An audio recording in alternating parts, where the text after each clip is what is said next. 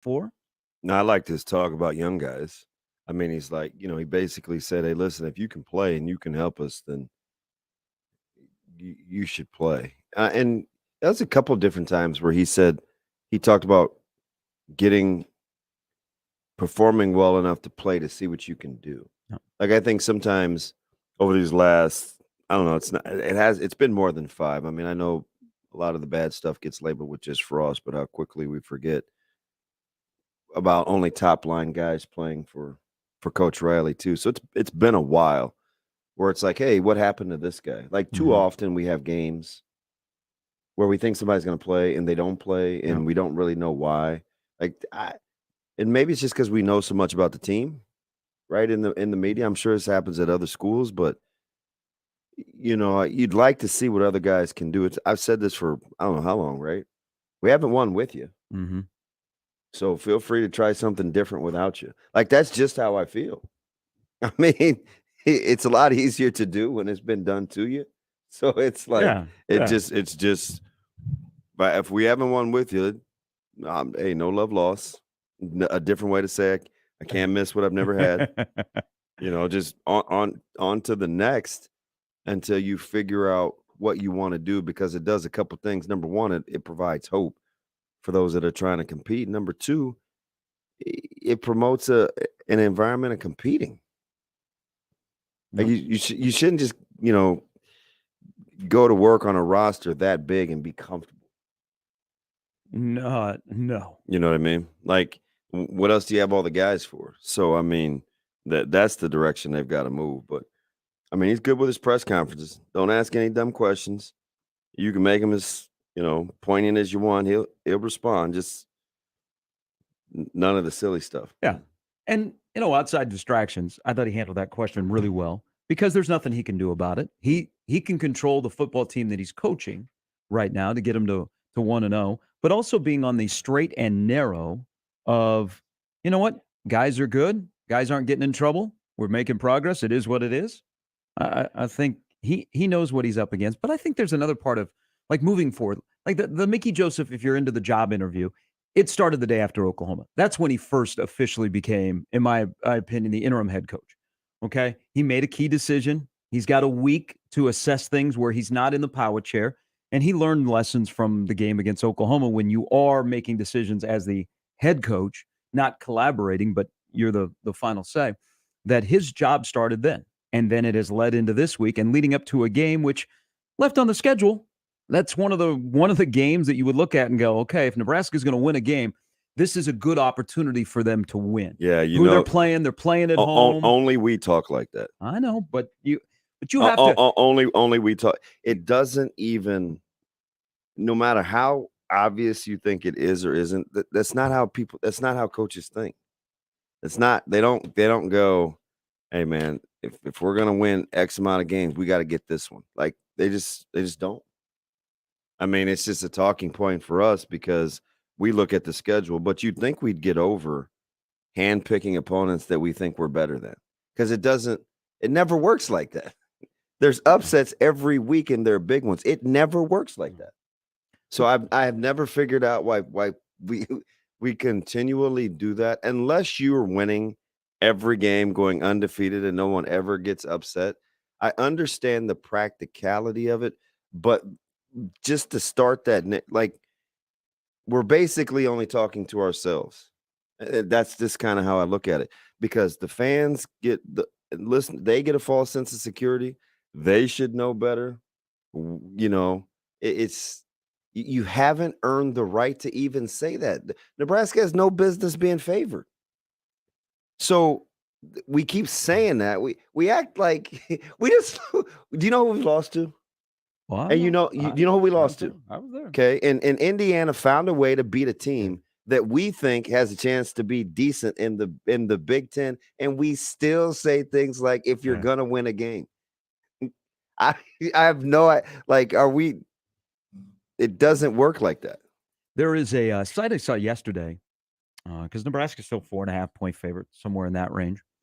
That did all the metrics, the EPA and GPA and everything that goes into a computer. The Environmental Protection Agency? That's what I thought. 34-24 I saw a computer spit out a score for Saturday night? Yeah. Oh, well, do those computers snap, kick? Do they Do block? they block? Do they tackle? Wouldn't that be something? Well, Well, we're going to the robot world. does the computer factor in emotions? I mean, they already want robot umpires one day. You don't think the computer has emotions? I think the robots have emotions. Have you been to a restaurant yet that the robot delivers your food? What's that? Where a robot delivers your food? That's coming. Give it time. Yes. But the game is going to be sold out. I think it'll be the best atmosphere so far this season. I think it's a homecoming. It's a night game. The weather's going to be fantastic. Not soggy. No, not soggy. It's also and Nebraska doesn't play at home until the end of the month. So what happens between October 1st and the end of the month? But the game is sold out. Trev announced that last night. And I think it'll be one of the best atmospheres, if not the best atmosphere so far on Saturday night against Indiana. And likely the last night game of the year. I mean, you're looking at mostly afternoon games the rest of the year. So if people want to make an entire day of it, I mean, you do anyway. I mean, You don't think November 5th, the night game, a little Minnesota? Hey, I'm down for November 5th night game. Put the Gophers in prime time? Yeah. A little chill in the air. And here comes PJ Fleck. Welcome in, everybody. Sharp Betting in the morning. We will talk a lot about the Big Ten today.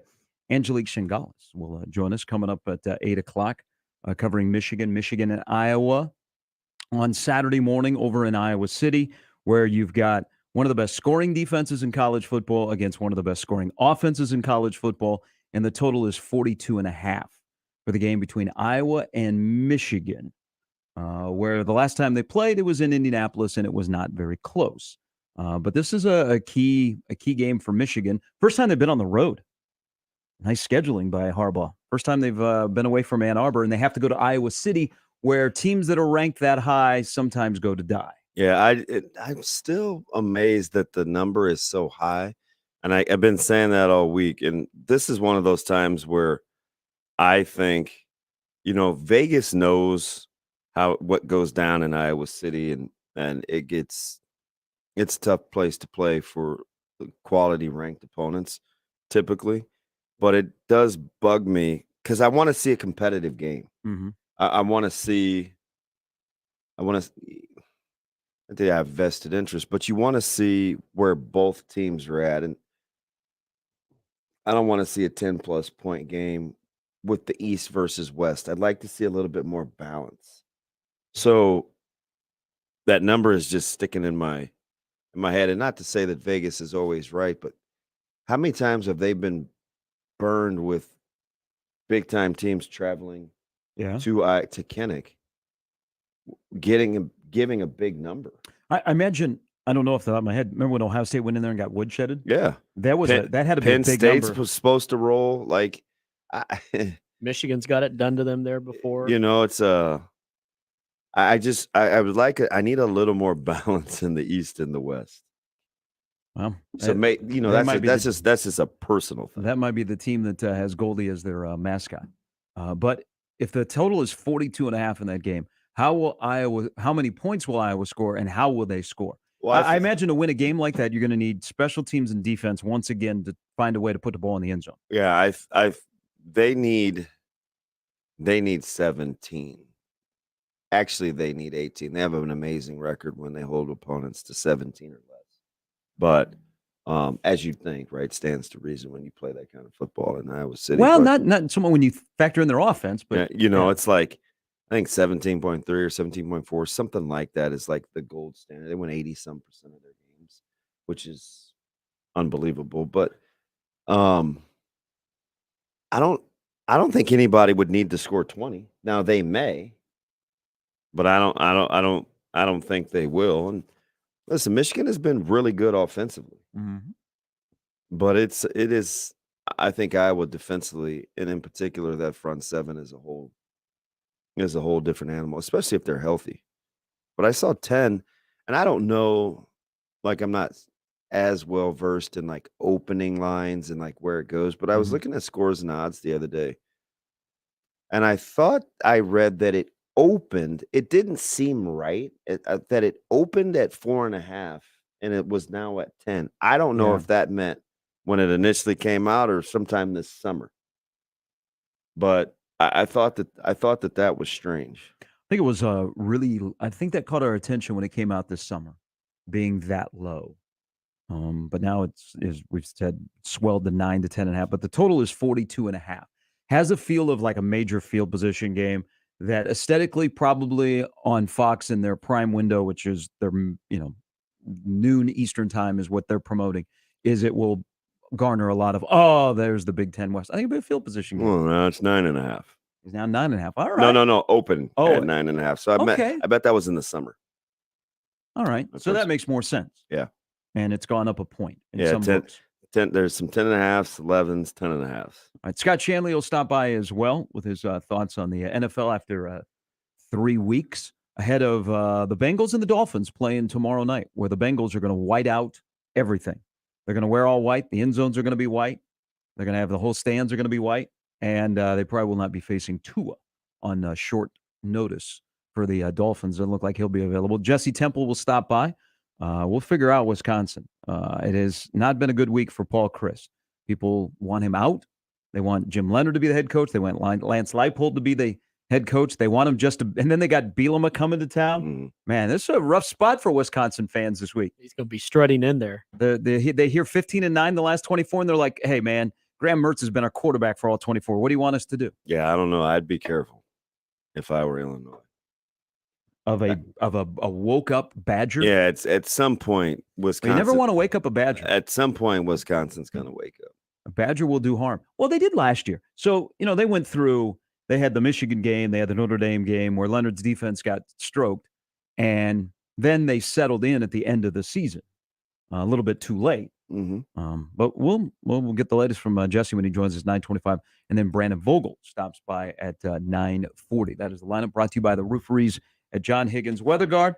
Plus, at some point this morning with Trev on the radio last night talking about a modernized Herbie that is coming next year, the 50th year of that mascot. I missed the initial part of that. Was he asked? No, I think he brought it up unsolicited. Yes, yeah. He was talking about things that are going on. I was going to ask him why that came up. There you have it. The big changes. New Herbie. Like, hey, did that Herbie thing come up unsolicited? There's just part of me that hopes so. You're not a big fan of Herbie? Because there's going to be more overalls and corn cobs. I got issues, man. It's like, as you know, some of that stuff. Like, for me, in my vantage point, it seems so inconsequential. And when you're not winning and stuff like that comes up, it does something to my spirit. It's like, this isn't, we're still talking about big time football, aren't we? Yeah. But there wasn't, he didn't want to go there last night. You're saying all that's going on, and we're talking about a mascot. That's my guy too. So I'm just like, was that on the to-do list? Like, because sometimes there's a checklist of things that you. Well, you know how that show goes. Yeah, I know that. That's what I'm saying. He covers a lot of different things. I needed the background story. Yeah. So a live mascot, which would who? A live mascot like Bevo or Ralphie. We can't have. I thought this was going somewhere else. I was like, are there dead people in there moving around? Like, they're all alive, aren't they? No, you mean in the costume? Yeah, like real animal. Okay, like we don't have like a combine. You mean the inflatable doesn't bounce by itself? Yeah, animals, not like live mascots, because they're all alive, aren't they? The male or female that is inside of the costume, yes, live human. But this is the fan base. And this is right in your wheelhouse. You're going to love this discussion. There are things that are like trigger that will get people fired up. That damn mascot gets people fired up. Okay, because we've gone through quite the evolution of the mascot at Nebraska, from Harry Husker to all the way to the current thing, which wears jeans and a flannel shirt. You realize I just learned the lineage of this like 2 years ago. Somebody tweeted it to me along the timelines of the evolution of Herbie. I paid zero attention. Well, I would not expect you to. Like, unless your kids I think, hey, man, let's go see Herbie, Dad. I super think we're generalizing though. What percentage of fans do you think pay attention to the mascot? Let's be honest. Like if guesstimate. And it's impossible for us to be right. I just want to know kind of what percentage of the fan base do you think pays attention to the mascot? I would be in the 0%. Yeah, see, I don't either. And I would say I was Sadly, I would say 30. 30. Do you pay attention to the mascot? When Does I you- was a kid, Does your family pay attention to the mascot? the Herbie is a hot topic with my wife. Okay. She Okay. doesn't like this Herbie. She likes the Herbie, ironically, but early to mid 90s. I can't imagine why. And maybe I don't pay as much attention anymore. I mean, I don't really like look for it. And the current Herbie outfit. I don't is even like see that. it during the course of a game or Yeah. him or her. Like, I don't mean it. Like, I'm not trying to. Yeah, I don't think they have it as featured as much in football. But I do kind of pay attention a little bit because I used to be on the committee that selected the male and female that would be inside of the costume. I mean, Back in the day. do Jays fans are they worked up over what Billy looks like? Jays fans are pretty passionate about Billy. I don't know. I'm Yeah. asking the question. Yeah, I think. Which, by the way, I the didn't- Creighton fan are. I think Matt fans get fired up about Durango, but a mascot is for the kids. Like, what would you would probably pay more attention if you went to a Nebraska sporting event and Zoe said, "Hey, can we go say hello to Herbie?" Yeah. So okay. Or I can vibe. With that. or you would lose your mind like most people do and want it killed. Is when she says, "I want to go see Little Red." I was obviously younger, and I went to the Big 12 championship 97, and Little Red comes out, and I turn to my desk. Whoa, what the hell's that? So yeah, that was a time where I Your would dad have paid lets you attention. say to that. hell. Oh yeah, you should hear Spurs playoff games. Wow. Drop an F-bomb, be like, "Oh, I'm sorry," and he goes, "Oh no, that was a bad call. I agree." Jimmy Choo, get the green light. Fluorescent green light. But the Little Red is almost 30 years old. It is almost 30. That was like one of the first inflatable mascots anybody had, and then they took off. But people hate Little Red. Why? Including my wife. So why? It's a lot of wasted energy. Why hate Little Red? Good Because poll it question. takes away from the attention of Herbie Husker. But there's a lot of anytime that the Herbie Husker comes up, it's like, great, do something, Trev. Get rid of Little Red. I'm like, the thing's been around for 30 years. You realize? Never how mind popular it is with Duranda. We don't kids? care about that. That's just a No. guy coaching. Now, Get rid of Little at Red. the end of the day, I can see Trev working here. If you're going to unveil a mascot, and maybe they also bring back corn huskers, so we can call them corn huskers.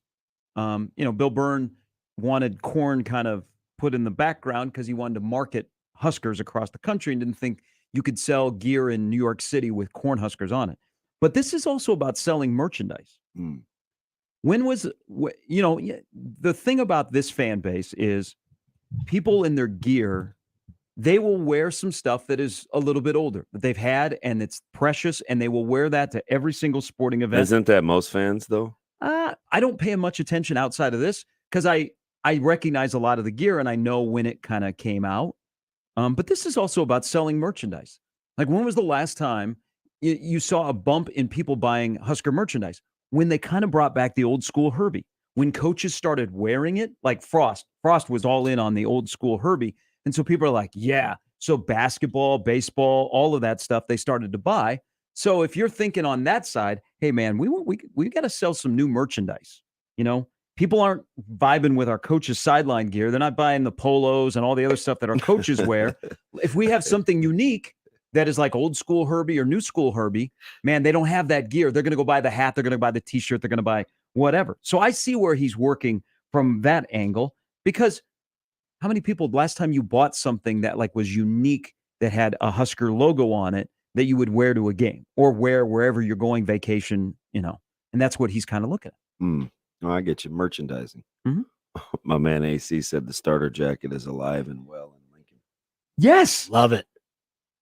Is it? I I try to get in. I saw a stadium couple so at the fast. Georgia Southern game. I'm telling you, it's almost a jog. I've seen a couple of people wearing the starter jacket. So you're talking that's about 25 years old. Older than that. I mean, T.O. was rocking starter jackets. Seen the old school Adidas, like when they first went to Adidas. I've seen some of those. The Frank polos. Yeah. Like so what used to be popular is people loved what the coaches wore on the sidelines, and you would try and dress like the coaches. How many times you didn't, but you would see people that would have the same polo that the coaches are wearing. And I And kind of they and I pump and that I heavily kind of with get it Adidas. from a merchandising standpoint. Like I do, because there's some things that just look cool. Shoot, it hits our mail every day. Like Mhm. so I get that. I do. I don't. But the mascot thing is something different, in my opinion, than merchandising. Because are you really you're not? Are you putting the mascot on merchandise? Yes. No, The old no. school Herbie is on a lot of merchandise. I'm just saying, like, if you want to sell it, like, you're not, like, you don't see Herky on Iowa gear. You see the side, like, you see the hawk. If you're going, I mean, fair question. If you're going like for younger kids, probably the mascot is the way you're going to go. But time out though. You're Yeah. not buying anything. At least if you are, I'm looking at you sideways. You're not buying anything with the mascot on it. That's different than the logo. Unless it's the old school Unless it's Herbie. pajamas. Like, I don't know. The Herbie hoodie that they wore at Georgia Southern, that was pretty slick. okay, like, I could see some, like, But it has to be the old school Herbie, like the some current some Herbie Husker, you're throwbacks not. with maybe, like, the guy with the corn cob, whatever one he was, in a hoodie. But that's not the bulk of your merchandise, is it? It would be the N or the Huskers or something to go, like, all the Kansas gear you wearing here, and all I've seen is the logo. I haven't seen the mascot. Not Oh, one yeah. time. Yeah, I don't Not think not I one own not one anything ti with not the one mascot. time. No, I don't own anything with the mascot. But That you is own correct. the Jayhawk logo. Right. Yeah, the that which is the I got a mascot. neighbor like 8 but not the doors down cartoon who figure. appears to be a huge Minnesota fan. Mhm. I see the M's. I don't see the big old beaver Yeah, they don't or gopher, I mean. they don't Had beaver on the brain. Rodent. they don't I don't think they promote Goldie like on their regular stuff. Does anybody? I did see one dude at Target the other day Um, wearing a hat with Goldie on it and a Row the Boat T-shirt. It just seems like it's overdone. But if to sell merchandise to kids, I mean, Zoe walks in and says, "Hey, Dad, I'm at Husker Hounds. I want this. I want the little Herbie Husker on a T-shirt." Nah, man. Sure, don't tell Gary. Are kids doing that? Well, let's do an experiment today. Not one kid in my Let me household have would your- do that. let me have Kids your- call in on the way to school. Let me have your kid, and we'll go to a shop, and we'll see. Hey, what you pick something out, and I'll buy it, and we'll see what they gravitate towards. I could be off, man. I think it's about the logo. Seriously. Well, I don't think it's about the mascot. That's the primary. That's the primary thing is either the script Huskers or the N. What is most recognizable? Now you have me going through all the Husker stuff I bought over the years, and I'm trying to think the last time I bought a shirt. Even in this state, if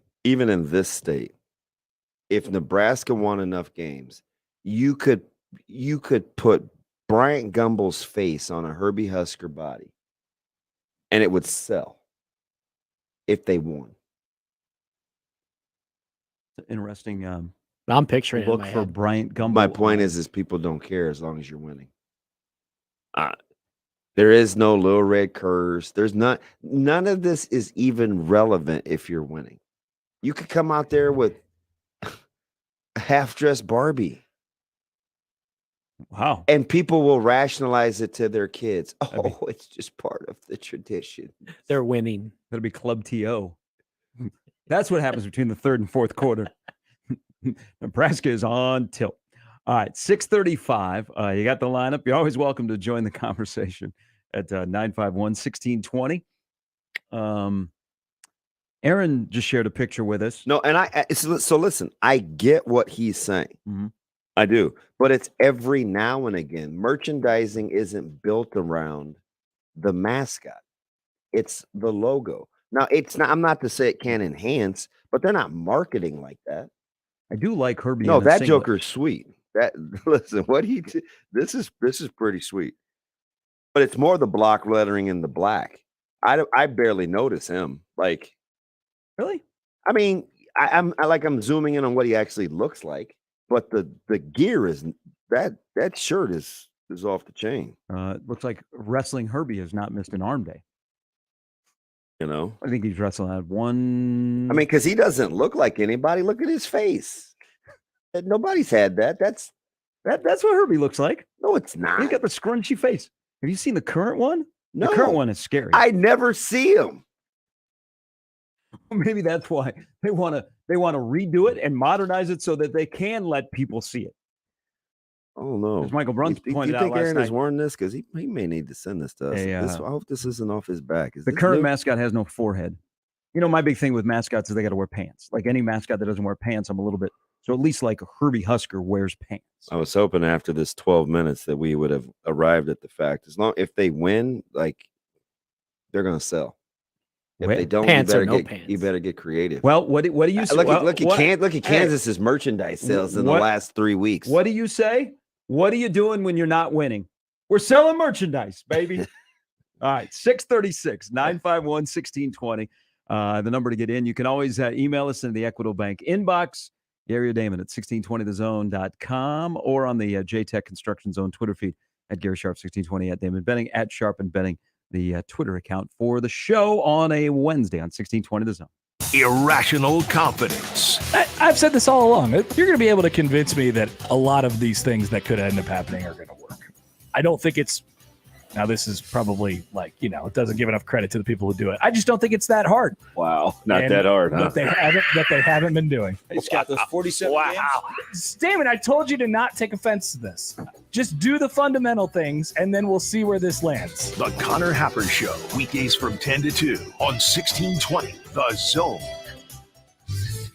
Your Omaha area forecast from the Godfather's Pizza Weather Center and KETV News Watch 7 on 1620 The Zone. Another cool start Wednesday, but a fantastic afternoon ahead with tons of sunshine. Just a light southeast breeze between 5 and 15 miles per hour. Highs in the low 70s. I'm meteorologist Sean Everson from KETV News Watch 7. Join Genesis Health Clubs for 36 cents for their 36th anniversary and get the rest of the year free. 1620 The Zone. Traffic. From the Burden AC Heating, Plumbing, and More Time-Saving Traffic Center. We have no accidents to report at this time, but you can expect some minor delays from 102nd all the way to 83rd along L Street. Then along Center, be prepared for a little bit of a slowdown from 168th to 160th. And other than that, it looks like your commute this morning should be pretty smooth, even if you're running a bit late. As always, remember to stay safe and wear your seatbelts. I'm Chris Scott. This time-saving traffic is brought to you by Lanahaw Nurseries. At Lanahaw, our homegrown trees boast the most vibrant colors of fall, reds, yellows, and oranges. Shop our garden center today for the best selection of plant material and seasonal decor. When you think fall, think Lanahaw, 192nd and Center.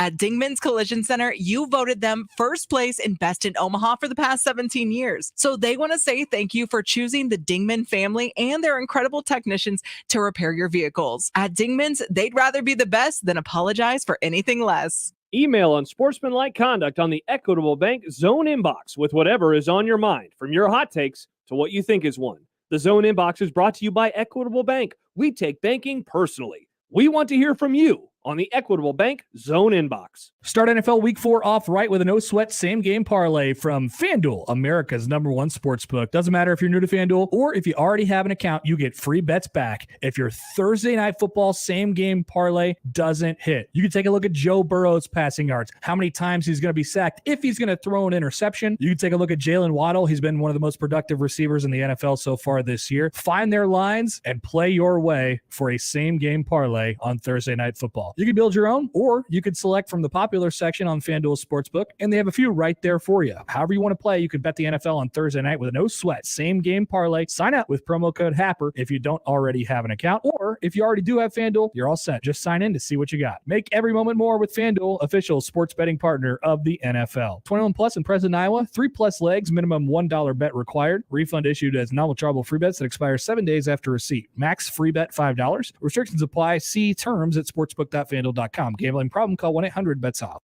MD West One's team of neurosurgical spine specialists is the largest and most advanced in the greater Omaha metro. MD West One has been voted the #1 private practice and #1 in neurosurgery and spine by Best of Omaha year after year. They can help if you're suffering from recurring neck and back pain, weakness or numbness in your extremities, sciatica pain, or any other recurring issues stemming from your neck or back. Go to mdwest1.com to meet the spine team at MD West One.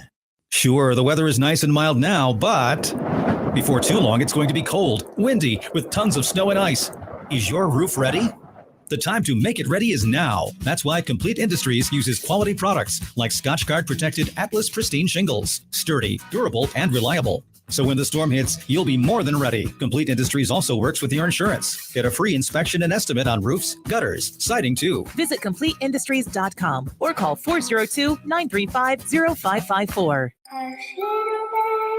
It's time for the gates to open.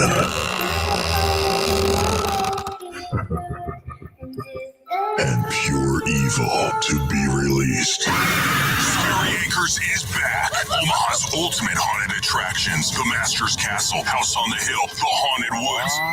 Scary Acres now open. 172nd and Giles. Sponsored in part by Stereo West, Raising Cane's and Hy-Vee.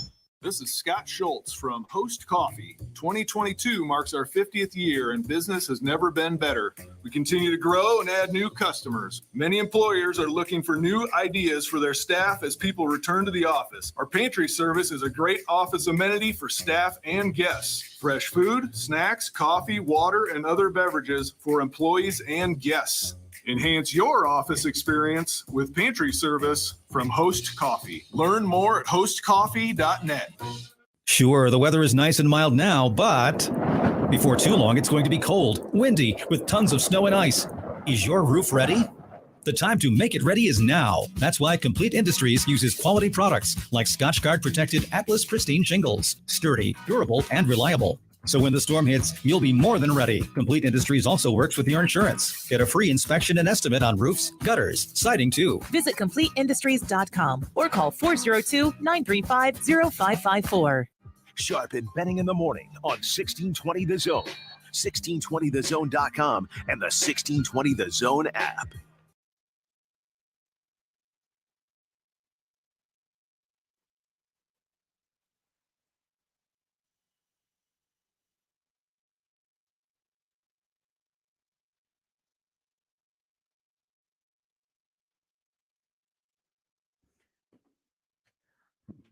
Bob writes in the Equitable Bank inbox, I got a starter jacket, he says. I think the oldest piece of gear I have, and it's in a box somewhere. Remember the first championship in 94, the shirts you guys got that had the helmets that were raised? Oh, yeah. So I have one of those. And then there was it after 95 or 97? There was another helmet, black helmet t-shirt that I have tucked away somewhere else. I think those are the oldest piece of that gear that I own from back in the day. And we're 20, 30 years, almost 30 years of gear, which I see the helmet t-shirt periodically. Somebody will be wearing that. Some game-worn football pants. That's what I got. Really? I got the whites and the reds, neither with a stripe. Now, each senior is able to keep one of his jerseys? I don't know why I have them, to be honest. But do you have your jersey? Yeah, I have one. I mean, I've sold Frame? a couple. No. I have one that I found when I was moving. That's like from when we went to the Orange Bowl. You got the patch? Yeah, it just says 93, like, because that's what all the red shirts were. I'm like, yeah, that's just, it doesn't even, it's not, and I'm already not nostalgic, so that's probably a problem because my poor kids or their kids or whatever, but they'll always be the internet. But it bugs me that you have this. It doesn't bring back warm fuzzies. And that's probably just my personality, but I'm sure other people love it. I think. You don't remember they let want to play each. You get your two jerseys You remember if you got that when you're done with your career? Yeah. They let you have them. Or at the end of what about at the end of the every year? I don't know, man. You know how many times I got hit in the head? One too many times. Yeah, I don't know. Yes. All right. Coming up later, we're going to talk Michigan, Iowa, also Wisconsin and Illinois. Another good weekend of Big Ten football. We also talked with. I really hope so. I really hope it's a good weekend for the Big Ten. Some weird matchups. A good weekend for the Big Ten outside of the Big Ten footprint would be Minnesota to still be Minnesota and not dance with Purdue. They're big fave. If you are into West Division, at least having a pulse, because remember the West Division has lost 12 games in the month of September, then Iowa plays Michigan well. Then Iowa beating or Nebraska beating Indiana. If you're looking for, hey, can the West Division do something this weekend? And then what's the best outcome for the West Division in Madison? Wisconsin to still be Wisconsin playing at home, or all of a sudden Illinois to go, hello. I think if you're Nebraska, I think you want Wisconsin one, considering you play Illinois here shortly. That we said the same thing about Minnesota last week. If they find a way to win on the road, what will the reaction be? Well, Minnesota's a good football team, period. I mean, defensively, offensively, they're in a good spot. But if Illinois all of a sudden is starting to rise up in year 2, which is the magical year right now in college football. It appears to be for everybody. Yeah, I mean, I think in the way that the college football world is set up, with access to players that can play right away and what tools you can use to get them. Well, how come everybody isn't getting those guys?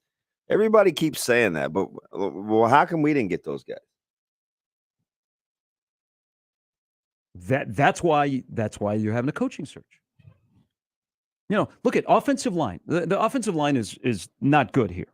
Okay, and they're going to face a defense that has got 10 sacks and 28 tackles for loss. Hot takes this morning. Oh, man, so the offensive line is not good here. Look at Minnesota. You know, so we said, okay, you already know what you're getting into with the offensive line in Nebraska. You can't trust more than 5 guys. You might not even be able to get to 5 guys nowadays that you can trust. But got good burgers, I heard. But man, going to be able to recruit. And look we're going to go into the portal. All right, the guy in Nebraska, the 2 guys that got out of the portal for Nebraska, one unfortunately is injured, is going to be out about 3 weeks. Kevin Williams, I've never heard surgery on a high ankle sprain. Yeah, it was. I mean, I'm not going to get into his business. It was a tendon. So he's out. Which, I mean, are we being conservative? 3 weeks with an injury like that? Yes. Yeah, that's. Trust me. Especially on a big man on those wheels. Yeah. Okay, so Kevin Williams wasn't founded until recently, and now he's not going to play for a while. And then you got Hunter Anthony, who comes from Oklahoma State, where he played a little bit for Oklahoma State, but really has not played any here. He's played 6 snaps, okay? And we say, well, you know, if you're a good offensive lineman, why are you in the portal? Look at Minnesota. So Minnesota does something that actually may work down the road in Nebraska's favor if they work this right with the portal. Is Minnesota got 2, and they lost what, 4 starters off their offensive line. They got 2 current portal starters on offensive line. Yeah. One of them is a local kid who came back.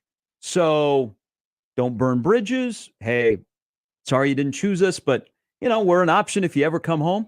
Minnesota had a guy come home, and now he's starting on their offensive line, and their offensive line is pretty good. Some of it is just what you teach, though. Well, that goes into it as well. But that's a lot. That's a lot of it. But you got to get fellas here first and then teach them.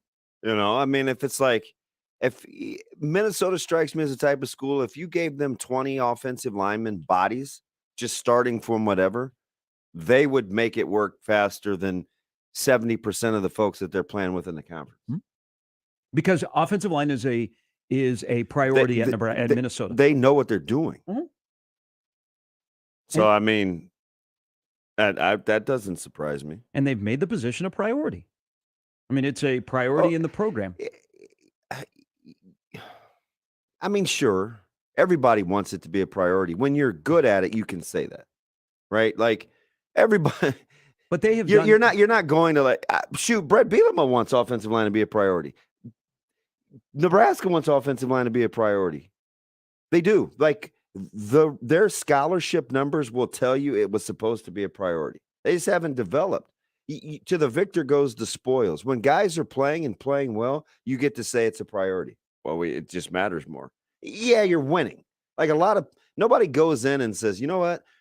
I want as few offensive lineman numbers as possible, and it's not the most offensive position in the country. Minnesota came in and said, line of scrimmage is where we're going to win. We're going to work interior and work out how we build our roster. And they're one of like 4 teams in the West that have subscribed to that. And apparently Wisconsin does. Apparently Iowa does. And what do they have in common? And Minnesota does. Like, shoot, throw in Illinois. They have Brown looking like Walter Payton in Chicago. They do. I mean, it's not made up. Man, it's 600 some odd yards in 4 games. I know. Well, and the guy that's right behind him is in Minnesota. And they have 4 of them. Yeah. Well, 3. And they have an RPO god at their offensive coordinator. All right. This is not Minnesota hour. All right. 6:51. We don't have a Minnesota guest today. Remember when Randy Johnson came on last week? Yeah. I was curious on what was going to happen to Michigan State. Minnesota's going to be okay. And that Maryland-Minnesota line is now up to 8. I mean, Maryland-Michigan State? Yeah. Did I say Minnesota? Yeah, Michigan State. See, they're on the mind. Wow. 8. Like Flintstone kids and growing. All right, Mike Loxley. Competitive in Ann Arbor. Now more than a touchdown favorite at home. We see you working. A big moment for them. Yeah, it's a big number. To say we've win a game as a favorite against a team that at least a month ago people thought would be pretty competitive atop the East. All right, more on. We'll hear more sound from Mickey yesterday and some other things that were said by players that stopped by, simplifying offense, defense, check calls, non-check calls, playing with the tempo against Indiana, which they do run a lot of plays, but remember, they stop the clock a lot. Their quarterback, Bazelak, 53% completion rate. So the clock does stop. But they right now lead the country in plays per minute, 3.3 plays per minute. Yeah, I saw that. That must have been like the trendy stat yesterday because that was pretty much everywhere. They have, but here's the thing. So here again, the completion percentage, 3.3 plays per minute. Their time of possession was only 25 minutes a game. Mm-hmm. I mean, they only had the ball 40 seconds more than Cincinnati, and they ran 104 plays. Mm-hmm. I think it's like 30 and some change to 29 and some change. You chuck the ball a lot in completion, stop the clock. Now you gotta figure out how to, what reality is when you look inside of those numbers. But 3.3 plays per minute. Can you imagine if you were not throwing the ball and you were just bam, bam, bam, bam, bam, running like that? Bam, bam, bam, bam, bam, bam, bam. Boom. I run a play. That's guys funny. get off the ground. They immediately get back on the ball. We have some Barney and Fred calls. Really? Yeah. Yabba dabba doo? That's all I'm sharing with you. Yeah. Give us one. No, it's just part of a call. Barney or Fred. I like that. Good. There. If you know what. Good. Who are you, a Flintstone fan, or is there somebody that's a Flintstone fan? Well, Coach Queen is built like Fred or Barney, so we kind of make light. No, I'm playing. Him. Run that play. Him. It's just easy to remember. All right. Sharp and betting in the morning at 1620 The Zone. It's an NFL doubleheader on Sports USA. And first, we're in Charm City as the always dynamic Lamar Jackson and the Baltimore Ravens try to protect the nest against Allen, Diggs, and the Buffalo Bills D. Then, it's off to Lambeau Field as Mac Jones and the New England Patriots ride into Green Bay to tangle with the Packers led by the veteran number 12, Aaron Rodgers. It's the Bills at the Ravens, then the Pats at the Packers. This Sunday on Sports USA. If it's the NFL, it's on 1620 The Zone. Gain presents a tale of longing and long-lasting scent. Dear love of my life, we were on the 12B bus when I caught a whiff. A scent so fresh, so life-changing, I had to find its source.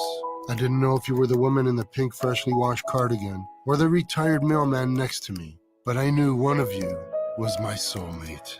Ah, the scent of Gain Flings. Add Gain scent beads for an even longer lasting scent. It happens every day, and homeowners are victims every time, unless they call us. Hi, this is Garen Armstrong with Shamrock Roofing. Recently, a local homeowner with an aging roof had 2 well-known roofing companies out. Neither found hail damage for an insurance claim, but both happily submitted bids for a new roof. Then the homeowner called Shamrock Roofing. We found significant hail damage and sat with the homeowner when he filed his claim. We were there again when the insurance adjuster came out. And when the insurance company tried to deny the claim, the homeowner appealed with his evidence from Shamrock. The insurance company then approved the full claim for a new roof. Shamrock Roofing helped the homeowner get his roof when the other roofing companies could not. That is exactly why we say call Shamrock Roofing first, especially if you're wondering about possible wind or hail damage. If you have it, we'll find it. One call does it all. Call Shamrock Roofing today or find us online at shamrockroofer.com. Sunday morning is all about church, eggs, and the Sunday paper. But right next to church, it's made for hot takes and reactions. Severe Reactions.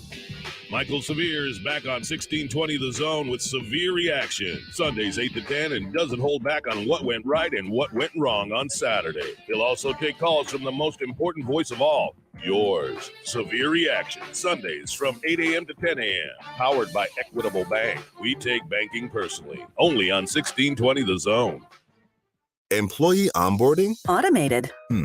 Customer support? Automated. What if you could automate all your company's routine operation tasks and do it easily? Lead management. Automated. With Zapier, you can. Zapier is the leader in no-code automation. Connect over 5,000 apps, automate almost any workflow, and streamline your team's performance without hiring a developer and with no coding required. That's right. Zapier's templates make it simple for you to automate anything in minutes, no matter your level of expertise. Zapier eliminates routine tasks and frees your employees to focus on the bigger picture. And with Zapier's advanced security features and annual SOC 2 audits, your data is safe and secure. See why thousands of companies, including Slack, Salesforce, and HubSpot, trust Zapier to automate their businesses. Even complex tasks? Automated with Zapier. Try Zapier for free today at zapier.com/radio. That's zapier.com/radio. Zapier.com/radio. That's the sound of a crack in the ceiling found at a home inspection. But with a Realtor by your side, a newfound leak might only cause minor worries. With their expertise, a Realtor can suggest a credit at closing and even connect you to a contractor to help you shore up that leak and alleviate your worries. When it comes to cracks in your plans, the expertise of a Realtor can make all the difference. The difference between an agent and a Realtor is real. Realtors are members of the National Association of Realtors. That's who we are. Vince Ginta breaks down the Oklahoma game and previews the Indiana game. Thursday at Holy Ghost Church on 52nd and Q. Doors open at 5, program starts at 7, and it's only $10 for adults and $5 for children. Sponsored by Beer City and Mama's Pizza. The passion and excitement of high school football continues every week, and the high school football update covers it all every Saturday morning. Join veteran sportscasters Jim Kelter and Torrey Pantalian Saturday mornings 8 to 10 on 1180 The Zone. Sharp and Benning in the morning on 1620 The Zone, 1620thezone.com, and the 1620 The Zone app.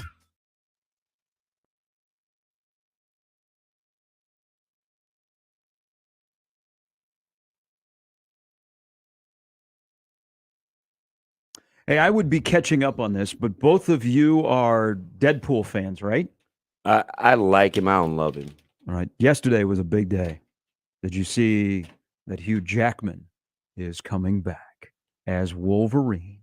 Yes. I don't know how they're going to. I got to get into that storyline because in Logan, he left us. Mm-hmm. Did you see Logan? I have not. Yeah. He's probably my favorite of the Marvel folks. So is this coming out shortly or is it now in production? There's so many I can't keep up. Oh, I can. Just go slow. Pace yourself.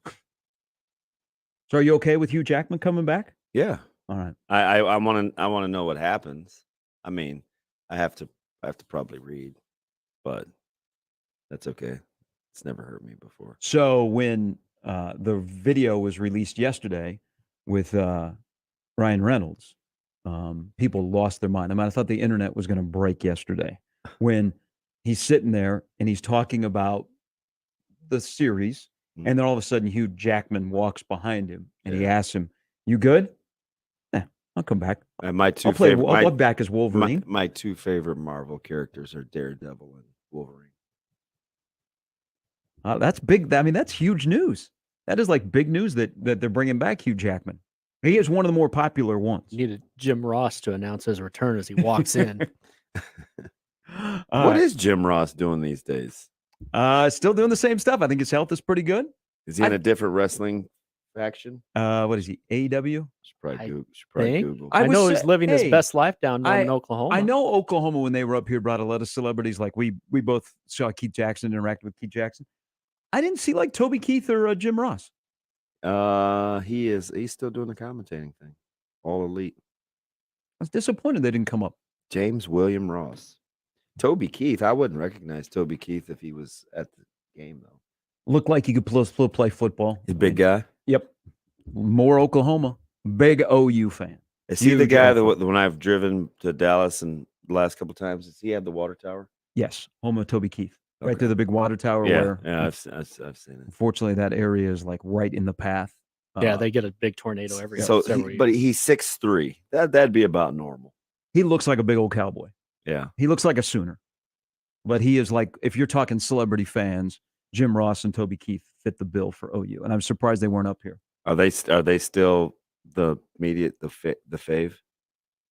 You remember how they beat Nebraska, and then we were like, kind of how we felt about Northwestern's offensive line.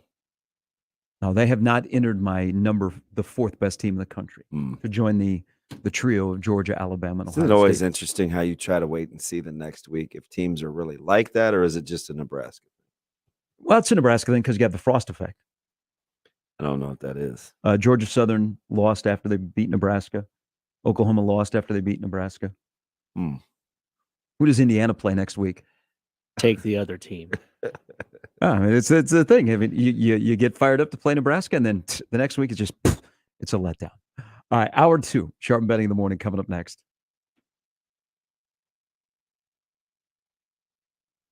Live from the Host Coffee Studio, this is 1620 The Zone.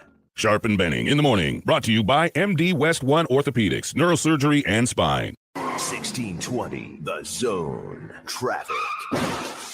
From the Burden AC, Heating, Plumbing, and More Time-Saving Traffic Center. We have no accidents to report at this time, but you can expect some minor delays from 102nd all the way to 83rd along L Street. Then along Center, be prepared for a little bit of a slowdown from 168th to 160th. And other than that, it looks like your commute this morning should be pretty smooth, even if you're running a bit late. As always, remember to stay safe and wear your seatbelts. I'm Chris Scott. This time-saving traffic was brought to you by Scary Acres. It's time for the gates to open. Scary Acres is back. Omaha's ultimate haunted attractions. Scary Acres now open. 172nd and Giles. Sponsored in part by Stereo West, Raising Cane's, and High Noon. Finding great candidates to hire can be like, well, trying to find a needle in a haystack, but not with ZipRecruiter. Its powerful technology actively finds and invites qualified candidates to apply to your job. So while other companies might deliver a lot of hay, ZipRecruiter finds you the needle in the haystack. See why 4 out of 5 employers who post a job on ZipRecruiter get a quality candidate within the first day. Try ZipRecruiter for free at ZipRecruiter.com/free. That's ZipRecruiter.com/free. Every search you make, every click you take, they'll be watching you.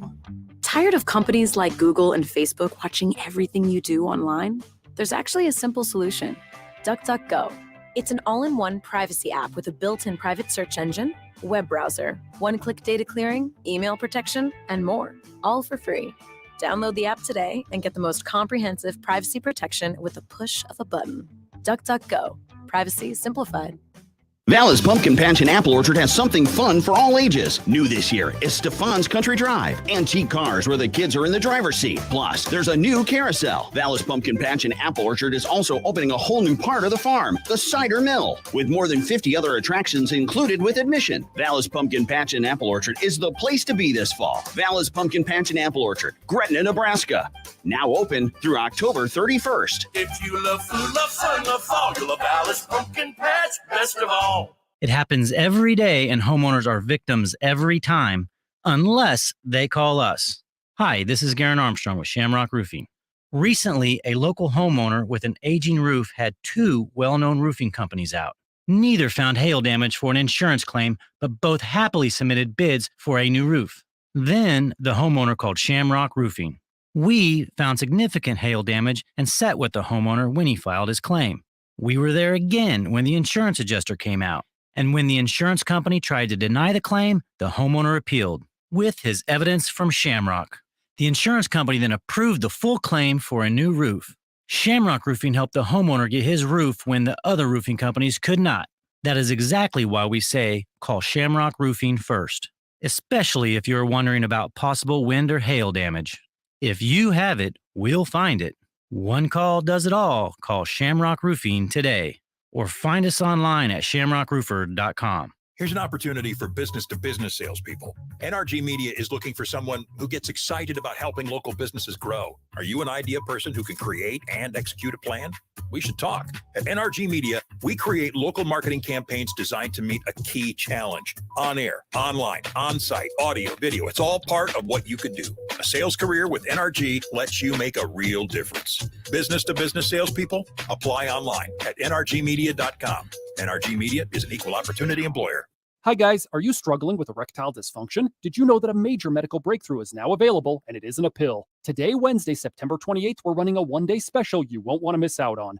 Brookside Medical Clinic uses the most powerful form of wave therapy. This is a technology clinically shown to repair blood vessels and improve blood flow. It's backed by 60 clinical studies, including from Cambridge. If you're ready to regain that spark in the bedroom, today is your day. Call us now and you'll qualify for the assessment and ultrasound totally free. Also, a gift that can produce rapid and powerful results in the bedroom. You're going to love that, guys, trust me. And today only, we're offering 6 tune-up treatments to our patients free. This is unprecedented, worth hundreds of dollars. But call today and qualify totally free. 402-671-7777. That's 402-671-7777.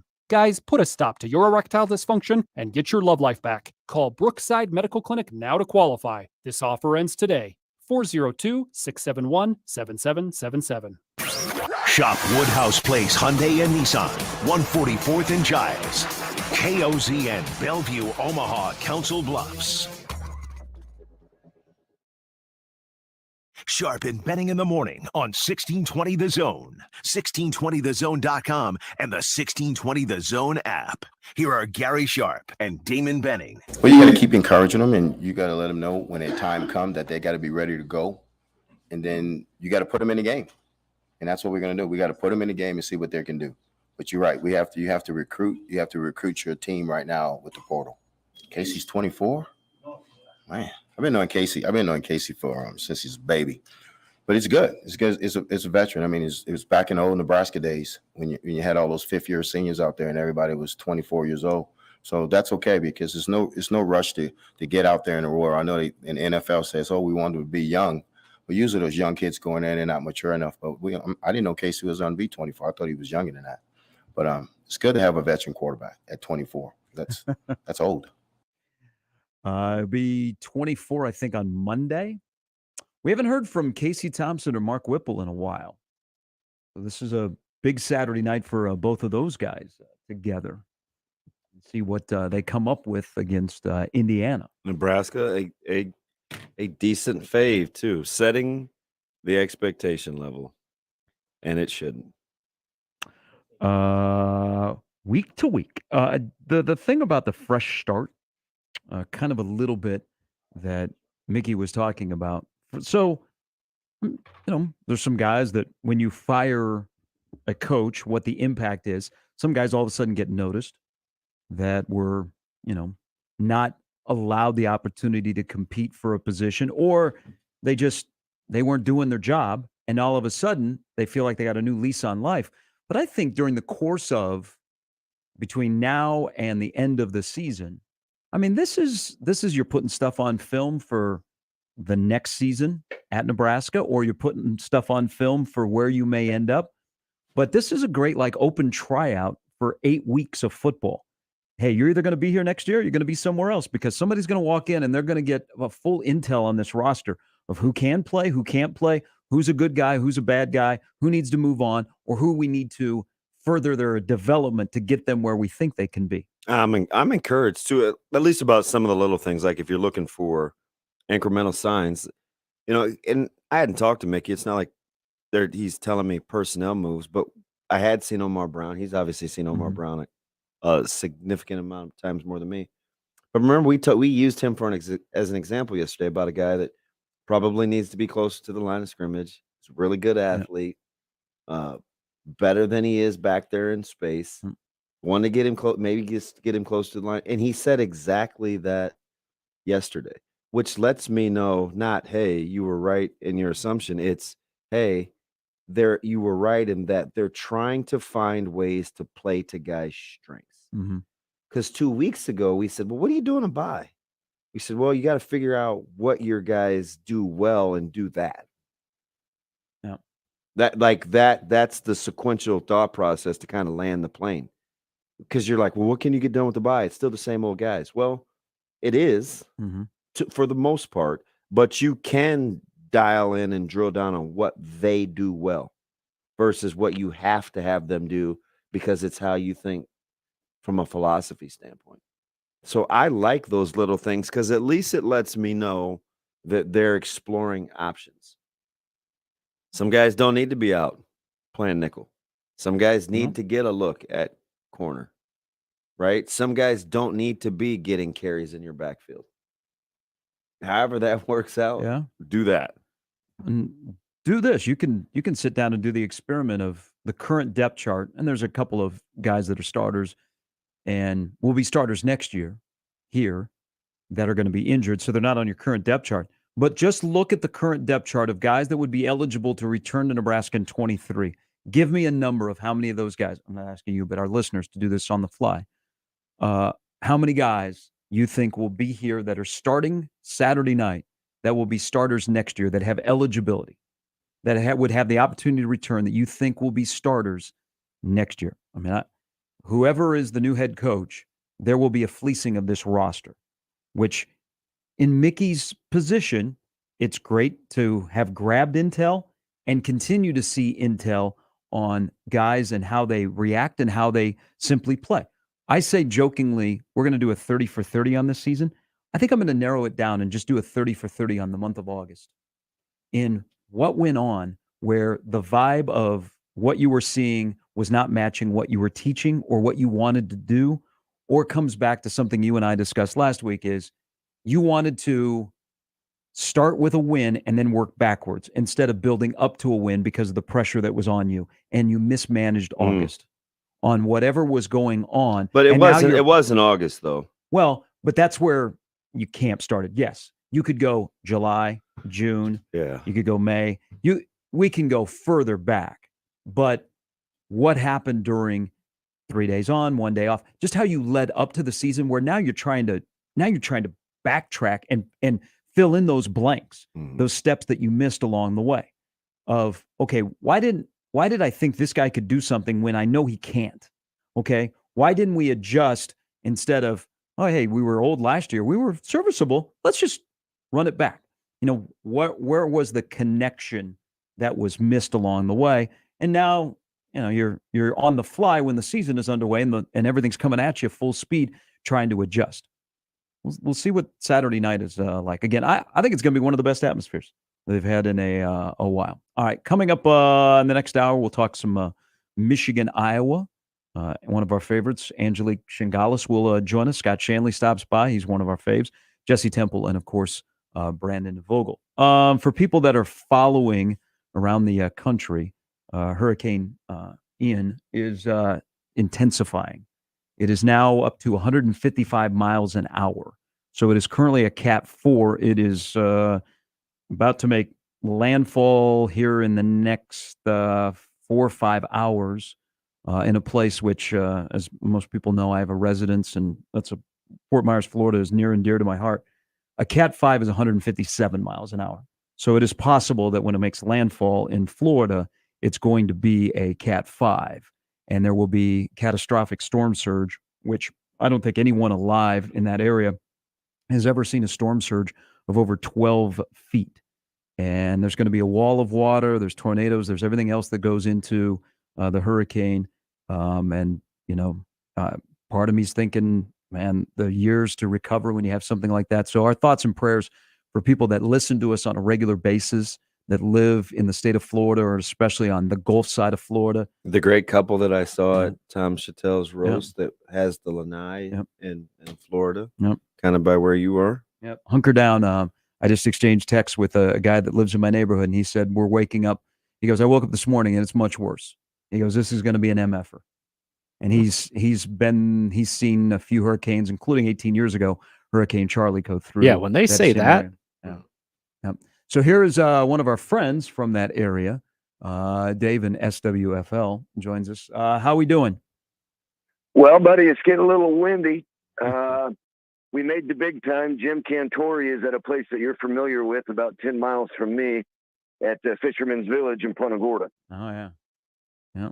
So I am calling live from Fire Station 85 here in Northport, and we're getting some trees down, and it's starting to. They put us on lockdown. We can't move until the storm's over. So what are you just battening down? Pretty much. I got my house boarded up. Mom and dad are taken care of. The daughter's taken care of. And then I'm at the fire station because when everything's done, I'll be one of the first ones out to make sure that, we're going to go to people's houses. We're going to make sure the roadways are clear for fire and EMS to get to where they need to go. But the thing that's going to be bad about this, Gary, and you nailed it, is we've never seen 12 to 15 foot storm surge in this area. No. Yeah, it's gonna devastate some areas right there. You've been to the bar. It's called the Beach Whale. I think I've heard from our listeners that have been in Fort Myers, Sanibel, all that. They've either been on Sanibel or Captiva, which are beautiful islands that are going to just be wrecked. A friend of mine owns the Beach Whale right there on Fort Myers Beach, and he already knows that he's going to lose his upper deck bar. And yeah, it's a tragedy, and it's an area that is so beautiful. I fingers crossed that we're going to be able to make it through this. I think you guys down there are going to be a little bit better than we do, because from what I'm seeing on my radar here at the fire station, Venice is going to take a beating, and that's near and dear to my heart because that's where I'm coaching. But as you know, Gary, the island of Venice is very, very old. There's a lot of old, like 1900s construction there. Yeah. Yep.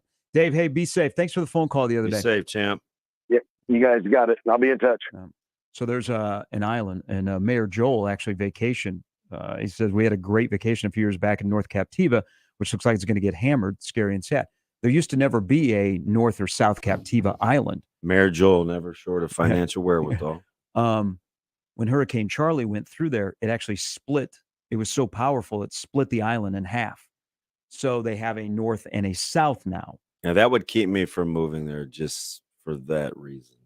The area has been, lucky for a while.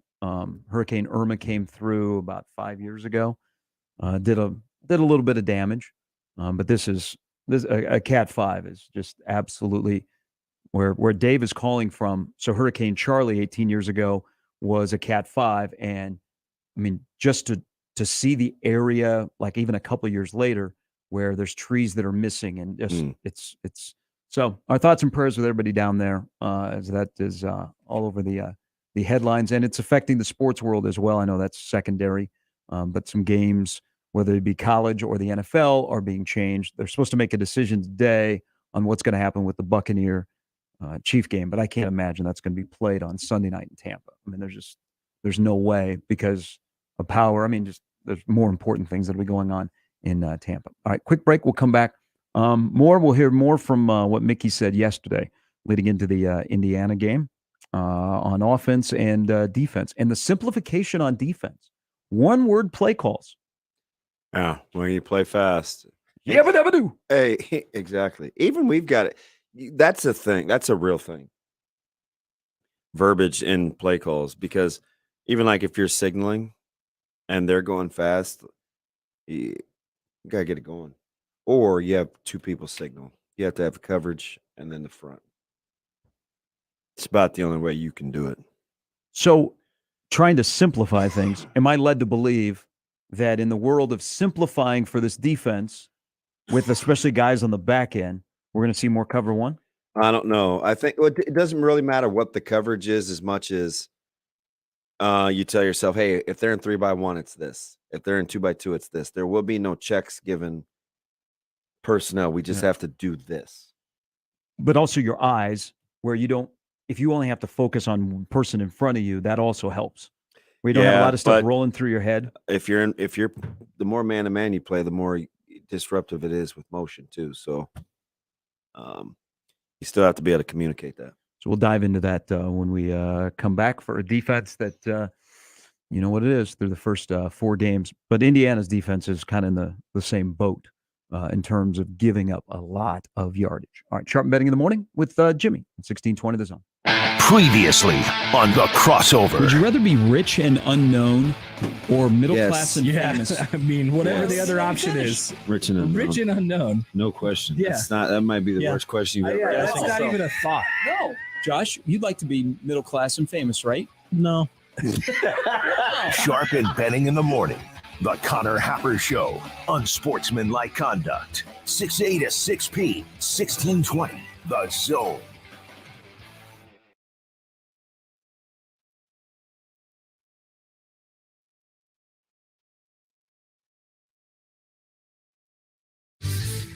Your Omaha area forecast from the Godfather's Pizza Weather Center and KETV News Watch 7 on 1620 The Zone. Another cool start Wednesday, but a fantastic afternoon ahead with tons of sunshine. Just a light southeast breeze between 5 and 15 miles per hour. Highs in the low 70s. I'm meteorologist Sean Everson from KETV News Watch 7. Sharp and Benning in the Morning, brought to you by MD West 1 Orthopedics, Neurosurgery, and Spine. 1620 The Zone. Traffic. From the Burden AC Heating, Plumbing, and More Time-Saving Traffic Center. We have one accident to report that has the left lane blocked along I-680 near Pacific Street, so please be cautious if you are in that area. Then along L Street, be prepared for some significant delays from 102nd to 90th. And on Center, it looks like things have slowed down just a little bit near 192nd to 183rd. As always, remember to stay safe and wear your seatbelts. I'm Chris Scott. This time-saving traffic was brought to you by Burton AC Heating, Plumbing, and More. Hi, I'm Mark Evans, owner of Burton AC Heating, Plumbing, and More. Right now, we'll open your drain line for only $93 or it's free. Call for details or request service at justcallburton.com. Dear gas prices, go take a hike. Toyota is the #1 retail brand for electrified vehicles for 22 years. The Toyota hybrid lineup brings efficiency with power and savings with style. Not to mention top tech to help keep you connected. Plush premium interiors and the most advanced Toyota safety features. So, now you know who you're talking to. Toyota, the #1 retail brand for electrified vehicles for 22 years. With a hybrid or electric vehicle built for every driver. Seriously, dear gas prices? Do you really think you can stand in our way? Think again. Toyota hybrids. Find yours at toyota.com. Toyota, let's go places. Based on manufacturer estimates, CY 2000 through 2021 sales. See your independently owned Omaha Metro Toyota dealers. Corwin Toyota of Bellevue, Village Point Toyota of Omaha, or Baxter Toyota of La Vista. Vallis Pumpkin Patch and Apple Orchard has something fun for all ages. New this year is Stefan's Country Drive. Antique cars where the kids are in the driver's seat. Plus, there's a new carousel. Vallis Pumpkin Patch and Apple Orchard is also opening a whole new part of the farm, the cider mill, with more than 50 other attractions included with admission. Vallis Pumpkin Patch and Apple Orchard is the place to be this fall. Vallis Pumpkin Patch and Apple Orchard, Gretna, Nebraska. Now open through October 31st. If you love food, love fun, love fall, you'll love Vallis Pumpkin Patch best of all.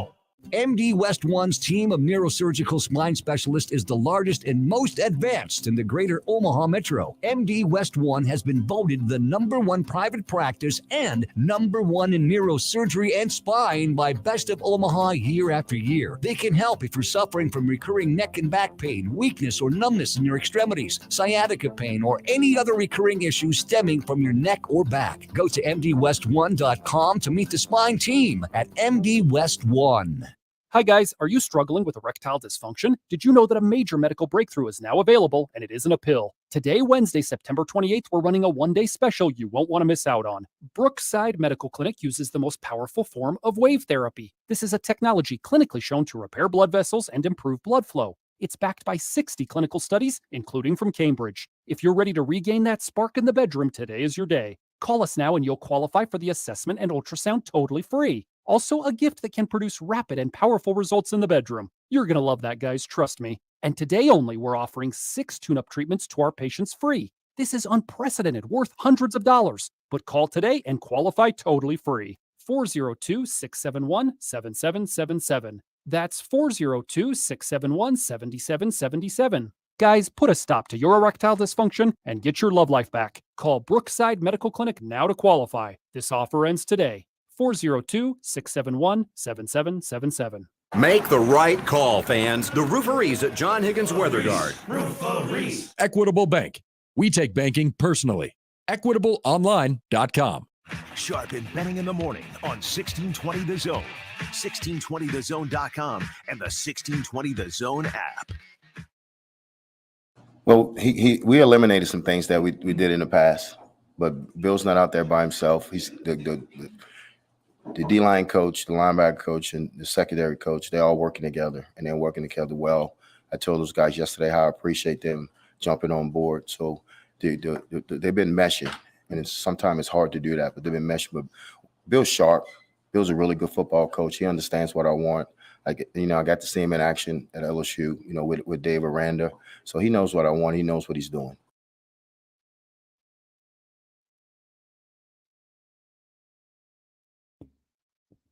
And apparently he is a hard ass, but that's a good hard ass, according to Brody Belt.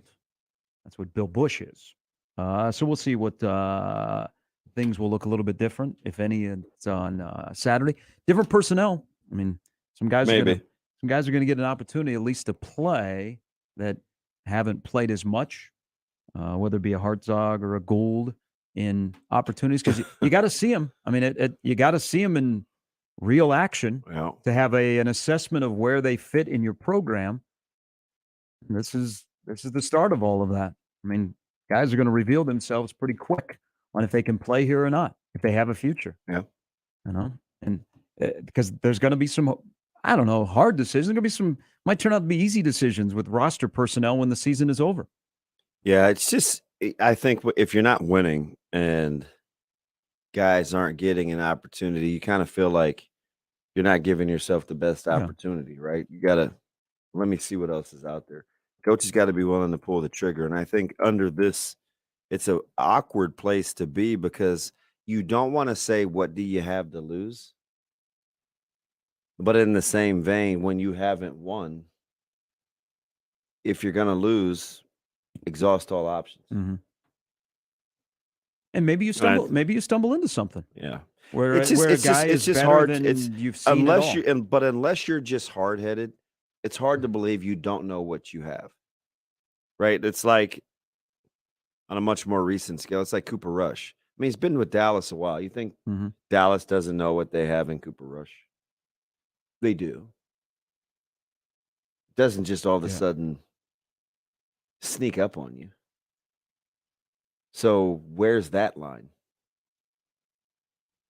That's what Nebraska will find out. And maybe it's a little bit different with the quarterback because you have a quarterback you like, but at some of the other positions where they know his skill set, they know his skill set. But he wasn't going to push Prescott out. But I get. I'm not saying that. I'm saying they know his skill set. It's not like he just showed up yesterday. In terms of like game, so you don't you kind of know the skill set, but now the skill set during a game for freshman defensive backs. It would probably be more their emotions. Like, hey, we like this guy. He's super talented, but we don't know if he can think on the fly. Well, you're going to see if a guy can think on the fly. It's not, well, he hasn't been very good in practice physically. He's all of a sudden going to do something that he's not capable of. It's more, do they have the grasp and can play in a certain way that accentuates their ability? Not if you're going to stumble in to all of a sudden a guy having a tremendous amount of ability. They know the physical. Which, if that happened, my gosh, that would be great. No, it wouldn't. Because what have you been paying attention to? Okay, but now I'm looking for the future. All of a sudden, you found something. All right, you can't go back. You can't go back the last 4 games. Okay, that's not changing. But if you stumbled into something where all of a sudden a guy got unlocked, and you're like, okay, there's something here, then you're thinking, all right, check that off. We might have that figured out. Well, I think the level of trust is low because we just heard this after Thanksgiving with Blaise Gunnerson. He'd been in the program. He'd been hurt. And, the way Coach Chin's explained it, hey, I don't know if it was all of a sudden the scar tissue broke up or he just kind of freed his mind. And it's not new because, Jay said the same thing, Foreman. It's like, if he would just, the word he uses kind of unlock himself. Mm-hmm. Right? Like, oh, it's this. So sometimes that can happen, but usually it's a mental thing and not a physical thing. Although you do physically develop and you get bigger, faster, stronger. At this stage, there are a couple guys. Remember, I thought A.J. Allen. I said, by Oklahoma, he should be the guy. Mm-hmm. And it was sooner than that. But I just felt like, okay, want to get a little bigger, a little stronger, continue to gauge the speed. Yeah. So that can happen. But in terms of difference makers, it's going to be more can they play as fast as or as twitchy as they may look in practice. You're not giving an opportunity to a guy that hasn't shown you very much physically. You've seen enough of that. Yeah. And a couple of these guys are still building their bodies, but I like that they're going to get an opportunity because I got to have film. I got to know what I'm getting when I Herzog isn't a big guy. When I flip the calendar Guys to 23. Because when you start building the roster for 23, you have to go full bore. With the portal and what's going to be available, what are you going to do on recruiting? It's kind of curious. Jaden Doss, by the way, got an offer from Indiana. There's going to be guys in your recruiting class, which you may make the hard decision, whoever has to say, hey, for what I want to do, I don't think you're a fit. Okay. Everybody's going to have to be comfortable with that, right? That there may be some players that are currently committed to Nebraska that they say, you know what we want to do, I just don't think you're going to benefit from us. So we got to move on. Do you find it curious though and he's the first outside of the decommit, he's the first guy that I have seen since there's been a coaching change at Nebraska where somebody has offered a Nebraska commit. So Indiana offered Jaden Doss yesterday. I'm trying to think. Surprising or alarming? Or the guys that are in Nebraska's recruiting class are sincere about they are committed to Nebraska because they're committed to the school. But his whole commitment was interesting. But I don't think that's neither here nor there at this point. It's probably something. And he's the first. It's probably something. And just ironically, it's the team that you play on Saturday night in Indiana. And I'll say, hey, didn't work out.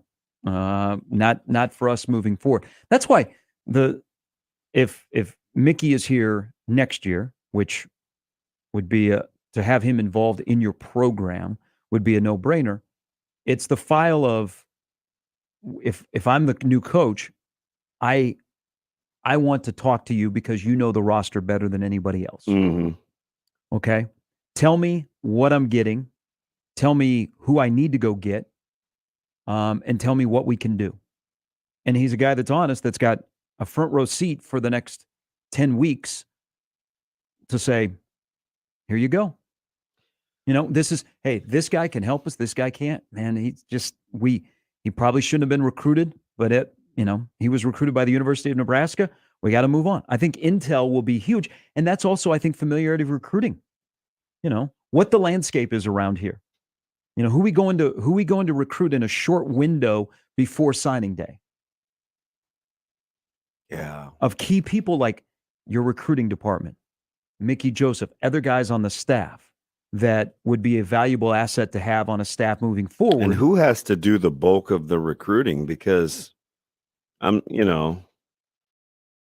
don't really know what the coaches are telling recruits in terms of their tenure, but it will be pretty important to be able to recruit in that short time. I mean, the person that takes over Nebraska is going to have an idea right away of what their staff's going to look like. Okay? Because they got to walk in the door and you got to recruit, you got to have connections to a portal, whatever you're going to do. So I think whoever is on Trev's radar is they want the job, and they're already thinking ahead of when I show up on December 1 or whatever, this is who I got to have with me, and this is where we move forward, because I got about 2 weeks. I got to do work. I got to do work in 2 weeks to try and stabilize a roster and add to that roster. It's a weird term to use, but listening to Mickey and just kind of knowing Mickey, the first word I think of is peace, right? Like he's at peace, but it's not really peace like calm, still heart. It's reassurance that he has a clear understanding of what he's supposed to do, and it is independent of the outcomes. I agree. That's the best way to say it. Does that make sense? Yeah. Like when he talks, there is a certain level of assuredness, confidence that he knows who he is. This is what I have to do. This is the task at hand. This is how I'm going to do it. This is how I'm going to go about it. And that's the way that it is. And it is independent of whatever the results may be, which I think you can hear. It resonates when he talks to you. It's just he has a command. Yeah, and the players know they can trust him. Because he's taken the self-inventory. He knows what he's capable of. He knows what he's not capable of. And he knows what he's supposed to be doing. There is no guesswork with who he is or his regimen. I'm going to do this, this, this, this, and this. The results will be what they may, but this is what I'm going to do. Well, just listening to his presser, I mean, his answers are refreshing regardless of the topic. And even when the guy asked him about a night game, well, and he asked him, that was my favorite one. And the night game, he said, doesn't matter. I mean, that's for the fans. It doesn't matter. We play morning, afternoon. We just have to play well. Who do you think was running around? I know exactly what I was doing. I was just coming upstairs from, this is probably 1:30 when I put that on the Bluetooth after hearing it in its entirety, because I was hearing it in pieces at first. So then ran home before I went to West Side, and I put it on, ran Channel 7's version. When he said that, I was like running around the house, right? Because I don't know. Everybody's like, oh, they eye roll, because I get it. I love fans too, and right, the listeners make the program. But at the end of the day, you have to do your job a certain way, regardless of the hoopla and the fanfare. It's nice, but it's in addition to. So when he says, hey, the minute you walk in that stadium, whether it's an 11 a.m. game, a 1:30 kick, a night kick, listen, I'm proud. This is Nebraska. Like, that's how you have to be. It's not coach speak, but that's how you have to think about it. And when it's the job. And when the players think like that, then you've got something. Yeah, what you're talking about is this one. I did love this one. It's my favorite answer. Watch college football. No, I was recruiting. I was at a 9 o'clock practice. Then I went to a 2 o'clock game. Then I went to a 6 o'clock game. I don't have time to watch other guys play. I didn't even watch my brother play. I don't even know if I didn't find out they lost until Monday morning talking to him.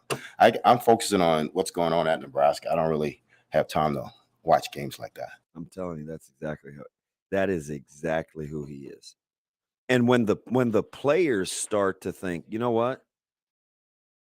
whether it's Illinois or Indiana or Georgia Southern, this is Nebraska. I play at Nebraska. It's a big deal. I'm proud to do this.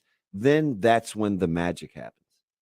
It's not corny. It's not, because I'm telling you, other quality programs that have the ability to sustain and endure, it's about the process and who they're doing it for. It's not about them. It's not. You don't hear that at Minnesota. You don't hear that at Iowa. We just had a guy from, you heard Biotic, the Wisconsin way. Hey, he's been hurt. The guy sitting next to you that's a captain has been hurt for 3 years. He all of a sudden gets a chance to play and you move positions. And what did he tell us? Hey, it's all about Wisconsin. That's part of the Wisconsin way. It's not about me. The more people that believe anytime you step on that field or in that stadium that there's some pride that has to hit you, the better off that program is going to be. And I don't think that was some coach speak answer. I think he was absolutely telling you, and he kind of wanted to go back and get it. Hey, I don't want to diminish homecoming or the night game. I mean, listen, I enjoy this. This is going to be great. But if it was 11 o'clock, I'd feel the same way as I do at this very moment. Yeah, he's just doing his job. I mean, he's not BSing you. Which is my favorite part about that, is that he's very honest with them. I mean, that's why through getting to know Mickey in this role, he was the only option. If you're gonna fire Scott Frost, he's the only option to have who he is and what he says and what he stands for, and he to lead this team. He knew he had to be ready in the summer. Man, I heard who was it? Was it Buford? And this wasn't necessarily a Mickey question framed, but I heard more guys use the word yesterday. We trust coaches that they're going to put us in the best position to succeed. I'm paraphrasing a little bit what Buford said, but that's essentially, he used the T word, is when they were talking about simplifying the defense to just one word calls. He said, we trust that they're going to put us in the best position to succeed. Yeah, it's the number one reason why. I don't know, man. You love being around young people, because when you hit a spot, whether you're a teacher or a coach, and again, glad that he referenced teaching. When you can figure out learning styles and know what players and kids want that's going to give them the best opportunity to succeed, there's asking any coach or teacher, like there's something like that comes over you. So when your kids or the young men or women that you're coaching like believe in that, and you guys are on the same page, because trust is it's a hard thing to get and it's an easy thing to lose. Right? It's like getting in shape. It's really hard to do. To get in shape, it's really easy to get out of shape, right? So when they tell you, we're walking through a stump the other day, and I was talking to the D-line, and they're not even really my guys. We're just close, and sometimes I worry that I'm not stepping on Coach Lamanji's toes, but I think he trusts what I'm saying. And I said, hey, listen, we're not barking at you about 45 degrees or head placement because we're just being nitpicky. If you don't go hard and give us the look, you're not going to trust that the game plan works, because if you don't get to where you need to be, and this C gap is this wide, it's hard. You're not going to trust the scheme. So you have to go hard to give us a good look to make sure that we've put you in the best position possible. And immediately you get feedback, but that's how you have to. Okay, so this conversation though is going to. That's how you have to talk to. Okay, hey, this conversation is going to make people angry. I don't know. It depends on your maturation level. I mean, if you washed and now you're ready to move on, God, I mean, why do they have to be in this spot? It is what it is. I mean, I know. And you have to wash and go, okay, it's new. You got to fight your way through the last 8 games and then trust that a guy's going to get the right person in here. But it gets you angry going, how do you, to get to this point? It was disjointed. I know. So when there's a break in the links of the chain, it's like, How hard can I pull? How hard can I not? You got a little worn spot right there. That looks like it's ready to snap. So maybe you don't tug as hard. But you know this, man. It was tense. Which is, and I said to Sip, I go, how has it not affected the players? There's no way that it didn't. Were we not listening to Big Ten Media Days? Were we not listening to folks' podcasts? It absolutely affected these guys. So that's what you don't know about.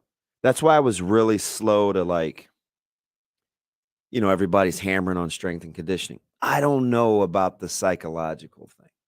I got a great email the other day that I wanted to read, about a potential connecting emotional and psychological well-being versus physical output, right? Because what I hear this weekend, oh man, Adrian Martinez looks so much faster than he did at what? Did you see him when he was healthy at Nebraska?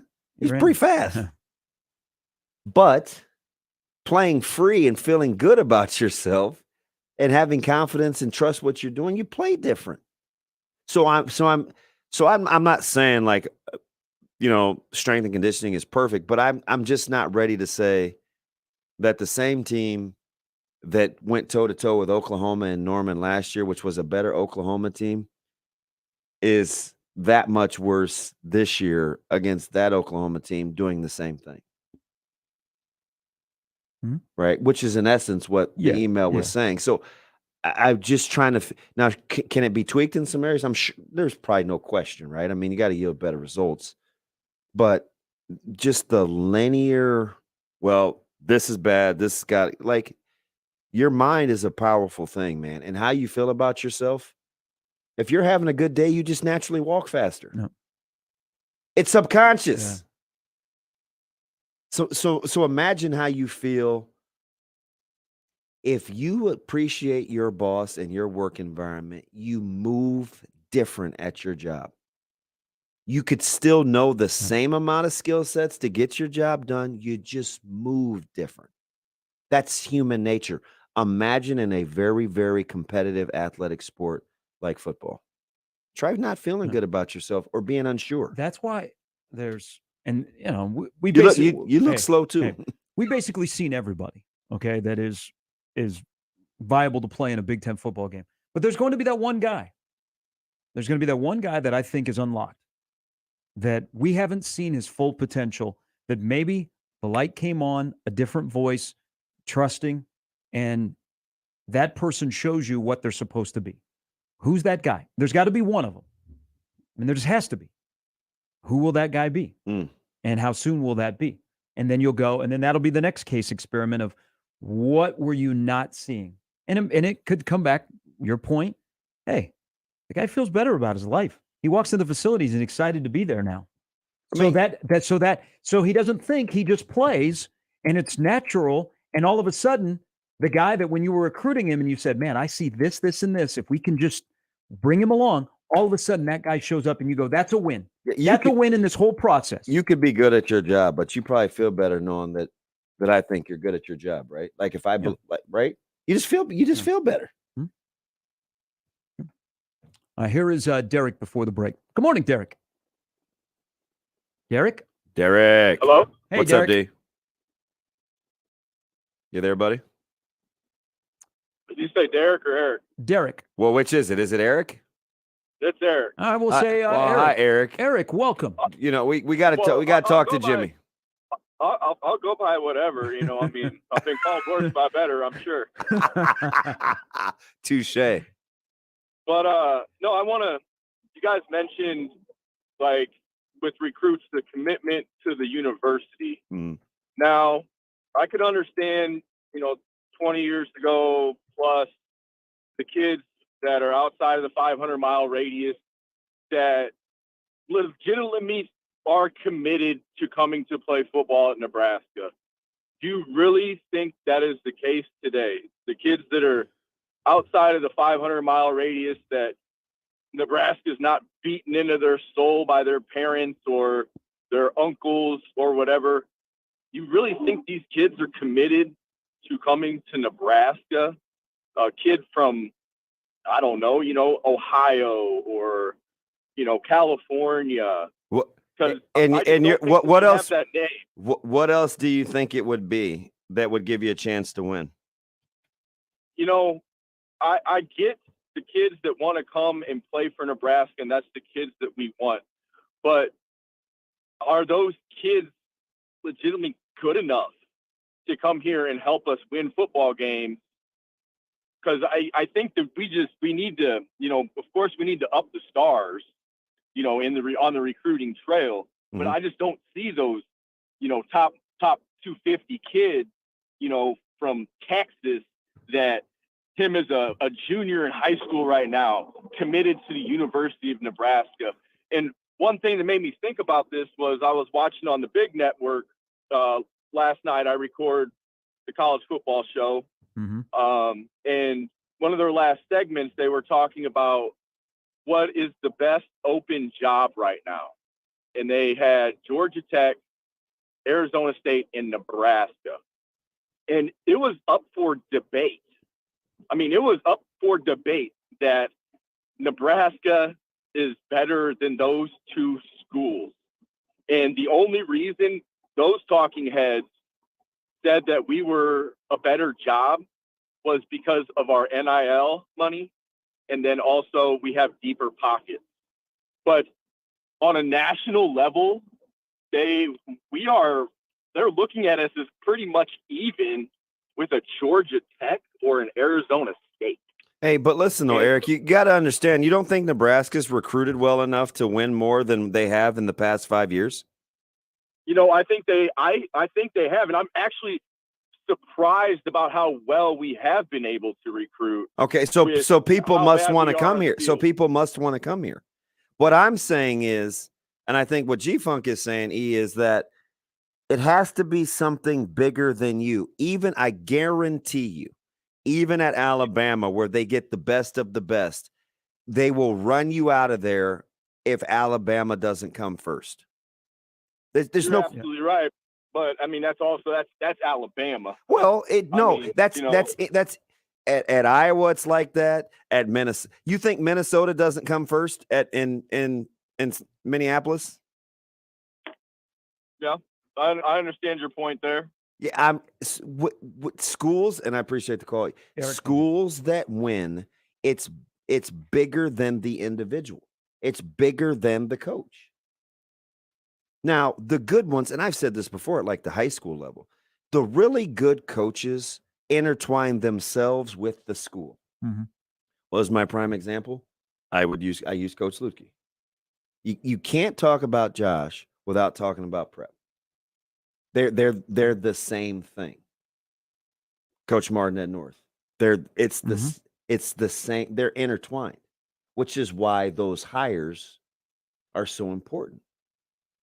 Right? When the coach gets bigger than the school, or vice versa, it gets tough. And there's plenty of cases in college football where that has derailed the program. So it doesn't mean that you have to grow up wanting to be a diehard Nebraska fan. No, that's not what it's about. It's about during the recruiting process, you say to yourself, hey, you know what? This university gives me the opportunity. I've fallen in love with this. This is what I like about the opportunity. Hey, the relationships here. This is what this culture is about. I'm going through it right now, and it still matters. Yeah. And then there's also, I think so this is the fan thing that I understand is players that are in the recruiting class, unless there is a connection and you're from here, there's a lot of players who Nebraska is not their favorite team. Yeah, it's not Abdul Muhammad growing up in Compton where he grew up, or Menor that grew up a Husker. But it's relationships and the selling job that convince you that this is the place for you. But they were winning. Yes. And they were the biggest show in town. So, yeah, the playing field has been leveled. So what Nebraska has to do is the same thing that I was telling you way long time ago that Trev was trying to do behind the scenes to minimize the freedom of movement, is to make it a desirable place to spend time and be around other like-minded folks that are pulling in the same direction. hey, Nebraska's good to me. It treats me well. I tell my buddy to come here, and that's how we recruit. He's done it with the athletic department. He's done it with his own admin team. He's doing it with the new facilities. Like, you want him. That's the great equalizer. You know what makes that to easy? not winning. You know why that hasn't been easy? You know what makes it easy is you have an identity. You recruit to an identity. This is exactly what I'm telling you. And if it's something like, you ever been around people and you don't really know what they do, but you want what they have? Like, man, you're always this kind of person. I need some of that love touch. Give me something of what you're about. Right. That usually is a product of what they're surrounding themselves with. And so you gravitate towards that. For Alabama, it's an extreme example. It happens to be winning. But believe me, the folks within that culture, even the 5 stars, the ones that get to pick whatever school they want to go to, you think it doesn't reveal itself if that university and what they're after and that culture doesn't come first? Did we not listen to Barrett Jones talk about the deprogramming of good players when he was winning the Outland? Their starting center? They have unlocked that key. You think Harbaugh doesn't make it about Michigan? It was never about him. He just comes along with it. All right, 7:56, quick break. We'll talk Michigan. Angelique Shengalis coming up after the top of the hour. Michigan goes on the road for the first time. First time this year. They will go to Iowa City for the 11 a.m. game, the big nude kickoff coming up on Saturday. Also, Scott Chanley will join us, Jesse Temple, to talk some Wisconsin football. We haven't talked to Jesse in a while, and then Brandon Vogel from Hale Varsity. All still to come. Sharp Betting in the Morning with Jimmy on 1620 The Zone.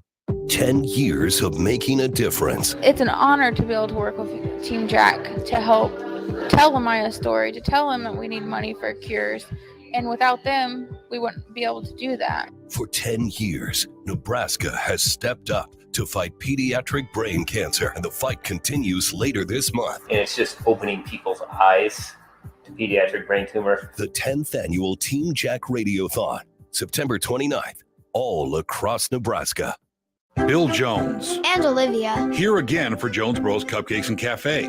Jones Bros is famous here at Omaha for catering delicious breakfasts and lunches for business meetings. If I own a business, I cater Jones Bros every day. Sounds good to me, Olivia. For breakfast, I cater French toast with warm syrup and croissant donuts. That'd be a good day at work. Go with it, Olivia. Check out our website at jonesbroscupcakes.com for catering. Jones Bros Cupcakes in Exarban Village. Sure, the weather is nice and mild now, but before too long, it's going to be cold, windy, with tons of snow and ice. Is your roof ready? The time to make it ready is now. That's why Complete Industries uses quality products like Scotchgard protected Atlas Pristine shingles. Sturdy, durable, and reliable. So when the storm hits, you'll be more than ready. Complete Industries also works with your insurance. Get a free inspection and estimate on roofs, gutters, siding too. Visit CompleteIndustries.com or call 402-935-0554. Vallis Pumpkin Patch and Apple Orchard has something fun for all ages. New this year is Stefan's Country Drive. Antique cars where the kids are in the driver's seat. Plus, there's a new carousel. Vallis Pumpkin Patch and Apple Orchard is also opening a whole new part of the farm, the cider mill, with more than 50 other attractions included with admission. Vallis Pumpkin Patch and Apple Orchard is the place to be this fall. Vallis Pumpkin Patch and Apple Orchard, Gretna, Nebraska. Now open through October 31st. If you love food, love fun, love fall, you'll love Vallis Pumpkin Patch best of all. So, how are the kids? Well, Emily made the honor roll. Oh, good for her. Yeah, we're really proud of her. Tyler, on the other hand, though. What's going on? He's been moody lately, just feeling down and not like himself. Oh, we've been there. Nick was struggling last spring. He was so anxious and stressed. Really? What helped? Well, he joined the soccer team. And ever since, he's been a lot happier. He has more energy, he's less stressed, and he's definitely in a better mood at home. It's made a huge difference. That's awesome. Yeah, I'm glad he's getting out of the house, he's getting some exercise, and he's off his phone for once. It's been good for his mental health. Sounds like it's been good for your mental health, too. Participating in Nebraska high school sports improves students' physical and mental health. Encourage your son or daughter to get involved. This message presented by the NSAA and the Nebraska State Interscholastic Athletic Administrators Association. Serve Nebraska believes that volunteers are part of what makes Nebraska great. Each year, the Step Forward Awards honors volunteers from across the state who serve their communities in outstanding ways. We hope you'll join us this year at the Step Forward Awards luncheon on October 27th in Omaha. Help us thank volunteers with a celebration to remember. To register, visit serve.nebraska.gov and click Register Now. We hope to see you there. Paid for by Serve Nebraska. Aired with the Nebraska Broadcasters Association and this station. Genesis Health Club's is celebrating its 36th anniversary, and you're invited. Join for just 36 cents and get the rest of the year for free. Hurry, just 2 days left. Hi, I'm Rodney Stephen, owner of Genesis Health Clubs, thanking you for the last 36 years. Without you, we wouldn't be here, and we're here for your results. We're here to help you feel better, look better, and have more energy, and be able to enjoy all life has to offer by improving your health. Celebrate Genesis Health Club's 36th anniversary by joining today for just 36 cents and get the rest of the year for free. 2 days left. That's 36 years of results, 36 years of better mood, concentration, and focus, 36 years of crushed goals, 36 years of mental and physical strength, 36 years of members achieving their absolute best, and now it's your turn. So get fit, have fun, and celebrate 36 years with us. Join Genesis Health Clubs for just 36 cents and the rest of the year for free. Hurry, just 2 days left. Find your fitness home at genesishealthclubs.com. Hey, find your next truck at Woodhouse Buick GMC. No matter where you're heading or what tasks you need tackling, there's a premium capable GMC truck that is perfect for you. You can make a statement on the job site, out of town, or whatever life leads you in the powerful and distinctive Sierra 1500. Now, I'm not a big truck guy, but I have driven the Sierra 1500. Wow, hello. Power in the front, power in the back. If I had a boat, I'd tow it and wouldn't even notice. Plus, I got technology, a large touchscreen in front that takes care of you. And it is a nice, simple, comfortable ride. Technology, robust powertrains, everything. It elevates your driving experience. Check out the Sierra 1500 right now. Schedule a test drive or schedule a test drive with any of the other GMC truck lineup that gives you the same features and technology. Friendly, knowledgeable sales staff. They want to put you behind the wheel of a car, truck, or SUV today. 119th and I is where you can find Woodhouse Buick GMC. It's climate-controlled indoor showroom, or start your journey online at WoodhouseBuickGMC.com. GMC, we are professional grade. Your exclusive home for Royals baseball in Omaha. Right up the middle, base hit, and the Royals are a winner. 1620 The Zone.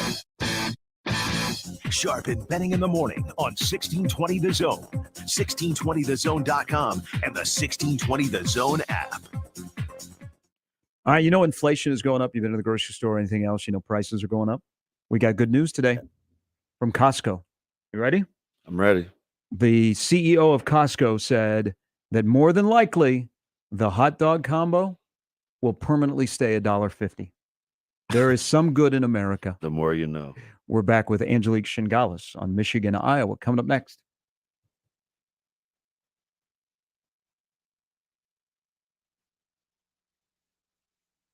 There are actually two kinds of cigars. The first is the one you smoke with beloved family and friends. The second, the one you enjoy with friends you've just met. And you'll find both at Hearth Cigars and Pipes Lounge. At Hearth Cigars and Pipes Lounge, there's a well-stocked humidor with some of the best bands from around the world, and a bar with your favorite cocktails and other drinkables. So what do you say? Which cigar will you be enjoying tonight? Hearth Cigars and Pipes Lounge, just off I-680 and 48th Street next to Cubby's. When you've done something for as long as Rotella's has, you're pretty good at what you do. That's usually the key to success is longevity, and Rotella's embodies that. Over 100 years of quality breads and specialty rolls. How? Well, listen, it started with an idea, how to best serve others.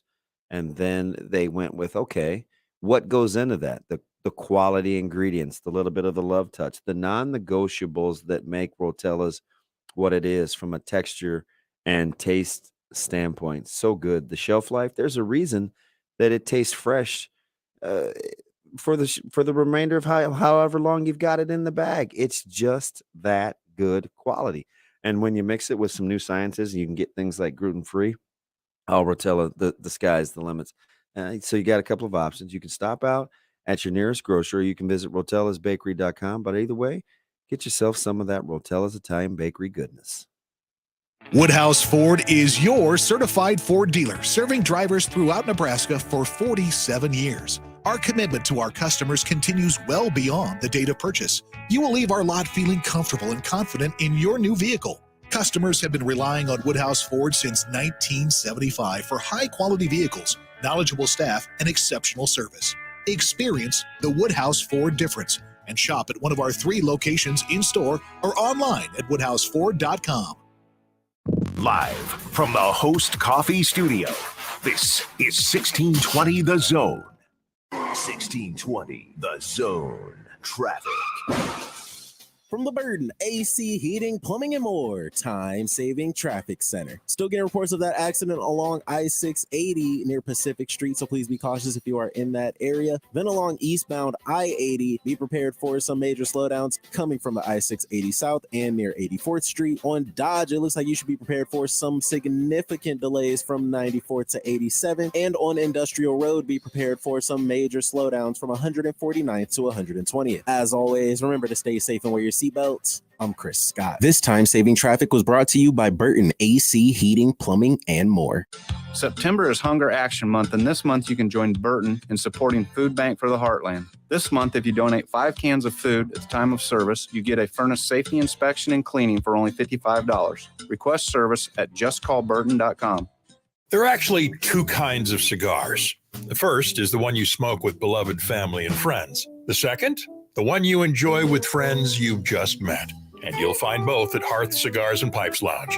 At Hearth Cigars and Pipes Lounge, there's a well-stocked humidor with some of the best bands from around the world and a bar with your favorite cocktails and other drinkables. So what do you say? Which cigar will you be enjoying tonight? Hearth Cigars and Pipes Lounge, just off I-680 and 48th Street next to Cubby's. Sonic has something delicious for you. Hey, announcer guy, that's your cue. Try the all-new Sonic Chop House Cheeseburger. Elevate your taste buds with creamy Chop House aioli, crispy onion strings, and 2 slices of American cheese decadently layered atop a 100% pure beef patty and served on a toasted brioche bun. Well, I don't know about you, but I'm definitely craving that previously mentioned thing. Sonic. Limited time only at participating Sonic drive-ins. Football season is underway, and my good friends at Tickets for Less have you covered. Ticketsforless.com has by far the best selection of Husker tickets, and they also are your source for the largest selection of Kansas City Chief tickets, all at the lowest prices. What a winning deal. Tickets for Less, you never pay hefty per ticket service fees like you do on the other sites, so you can save big money. So when it's time to lock in your seats for the next big game, be sure to head over to ticketsforless.com or call 402-398-1999 now to work with the greatest customer care team. Your game day starts at ticketsforless.com. The Zone Inbox is brought to you by Equitable Bank. We take banking personally. Email me, Connor Happer, with the Connor Happer Show at Connor, CONNOR, at 1620thezone.com. Send me your love, your hate, and maybe a few hot takes. The Zone Inbox, presented by Equitable Bank. Finding great candidates to hire can be like, well, trying to find a needle in a haystack, but not with ZipRecruiter. Its powerful technology actively finds and invites qualified candidates to apply to your job. So while other companies might deliver a lot of hay, ZipRecruiter finds you the needle in the haystack. See why 4 out of 5 employers who post a job on ZipRecruiter get a quality candidate within the first day. Try ZipRecruiter for free at ZipRecruiter.com/free. That's ZipRecruiter.com/free. Do you know what people see when they Google you? Search engines don't always get it right. And when they're wrong, it's your reputation on the line. So what do you do when you don't agree with your search results? Call Reputation Defender at 800-401-6681. Reputation Defender by Norton is one of the most trusted names in online reputation repair. We have over a decade of experience in fixing people's search results, and we can help you too. Using cutting-edge approaches, Reputation Defender pushes unflattering information down to lower pages of your search results, where few people ever look. We also promote the good stuff so that it rises to the top, letting you put your best foot forward. Your good name is too valuable to leave to the whims of a Google algorithm. You owe it to yourself to take control with Reputation Defender. Visit www.reputationdefender.com or call 800-401-6681 for free advice on your situation. 800-401-6681. Shop Woodhouse Place Hyundai and Nissan, 144th and Giles. KOZN, Bellevue, Omaha, Council Bluffs. Sharp and Benning in the morning on 1620 The Zone, 1620thezone.com, and the 1620 The Zone app. Here are Gary Sharp and Damon Benning. Halftime, Sharp and Benning in the morning on 1620 The Zone, 1620thezone.com, and now the Televisio, brought to you by Hearth Cigars, Pipes, and Lounge. Great place to enjoy a nice cigar, pipe. Just relax, grab a cocktail, if you will. A fantastic location off the North 48th Street exit in the Mormon Bridge Road. It's Hearth Cigars, Pipes, and Lounge. All right, welcome back in. Let's welcome in our good friend. We always enjoy chatting with her about Michigan football and life in general. We welcome in from the Detroit News, Angelique Shangalis. Good morning, Angelique. How are you? Good morning. I'm actually really looking forward to seeing Michigan on the road. It's been kind of a weird season with 3 cupcakes, I guess, to start the season, and now Iowa. So it'll be fun. Hey, we're burying the lead. We have to talk to you. If people follow you on Twitter, and they should, you recently had a birthday, and a friend of yours sent you a 6-pack of Graeter's ice cream. I would imagine that the mint chocolate chip is already gone. Well, I grew up in Cincinnati, so I grew up on Graeter's, and I do love the stuff. And I keep telling my friend, she's an NFL writer down in Texas, Shereen Williams, covered the Cowboys forever. She's in the NFL Hall of Fame in the media section. So she sent me a Hall of Fame kind of gift with the Graeter's. I mean, I don't know. I'm sure that some of the stores there in Omaha sell it. It's so worth it. It's so fattening, but it's so good.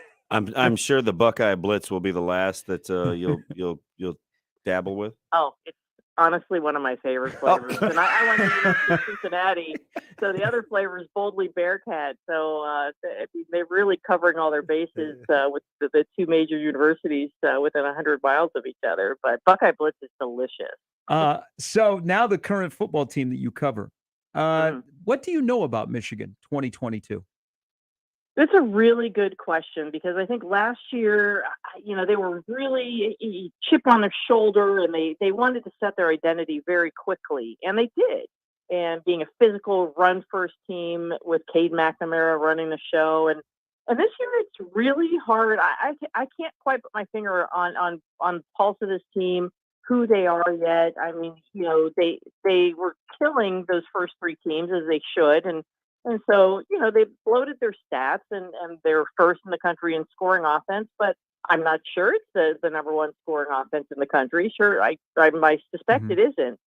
But, you're finding out little bits and pieces. I mean, Blake Corum is the real deal, and, he's a terrific running back. He gained 11 pounds in the offseason. He's more durable, not that he wasn't before, but to handle like a 30-carry workload that he had last Saturday. And just getting a sense of who J.J. McCarthy is. And I think we're really going to get a better sense for who he is as a starter going on the road in Kinnick Stadium. And the defense, they don't have an answer for how do you replace Aiden Hutchinson and David Ojabo and their 25 sacks. And they really want to be a team with terrific swagger in the defensive line. And I'm not sure they have that yet. And the pass rush hasn't been that good, but the secondary's good. So you're learning little bits and pieces, but in total, it's really hard to say what this team is. Yeah, culture's got to be strong, or the chemistry, or the leadership, or probably all of the above. Coach Harbaugh, I mean, he almost handled it like NFL preseason games, right? 1 start for you, 1 start for you, and it seems, at least from the outside, to have worked. Even though a lot of fans seem to clearly have a favorite, and you guys choose athleticism and playmaking over steady, and I get it. But how did Jim Harbaugh make it work? Was it simply setting the expectation level? There was no secret. He told us, deal with it. Yeah, no, you're right. And he has talked for years. I mean, I've covered him for 8 years now at Michigan, and it's meritocracy. And what did he say last year? You rent the position. And he was talking about quarterback, but he was talking about any position. And you hear the players sort of spouting that too. So I think they understand that, yeah, they may be starting this game, but they've got to keep earning it. And, I think Cade McNamara came out after his first game, though, and clearly thought he had won the job in camp, and really felt confident that he had improved and was ready to lead the team. He was voted a captain by his teammates. But you're right. I mean, J.J. McCarthy has more athletic upside, and he can do more with his legs, and he's got a stronger arm.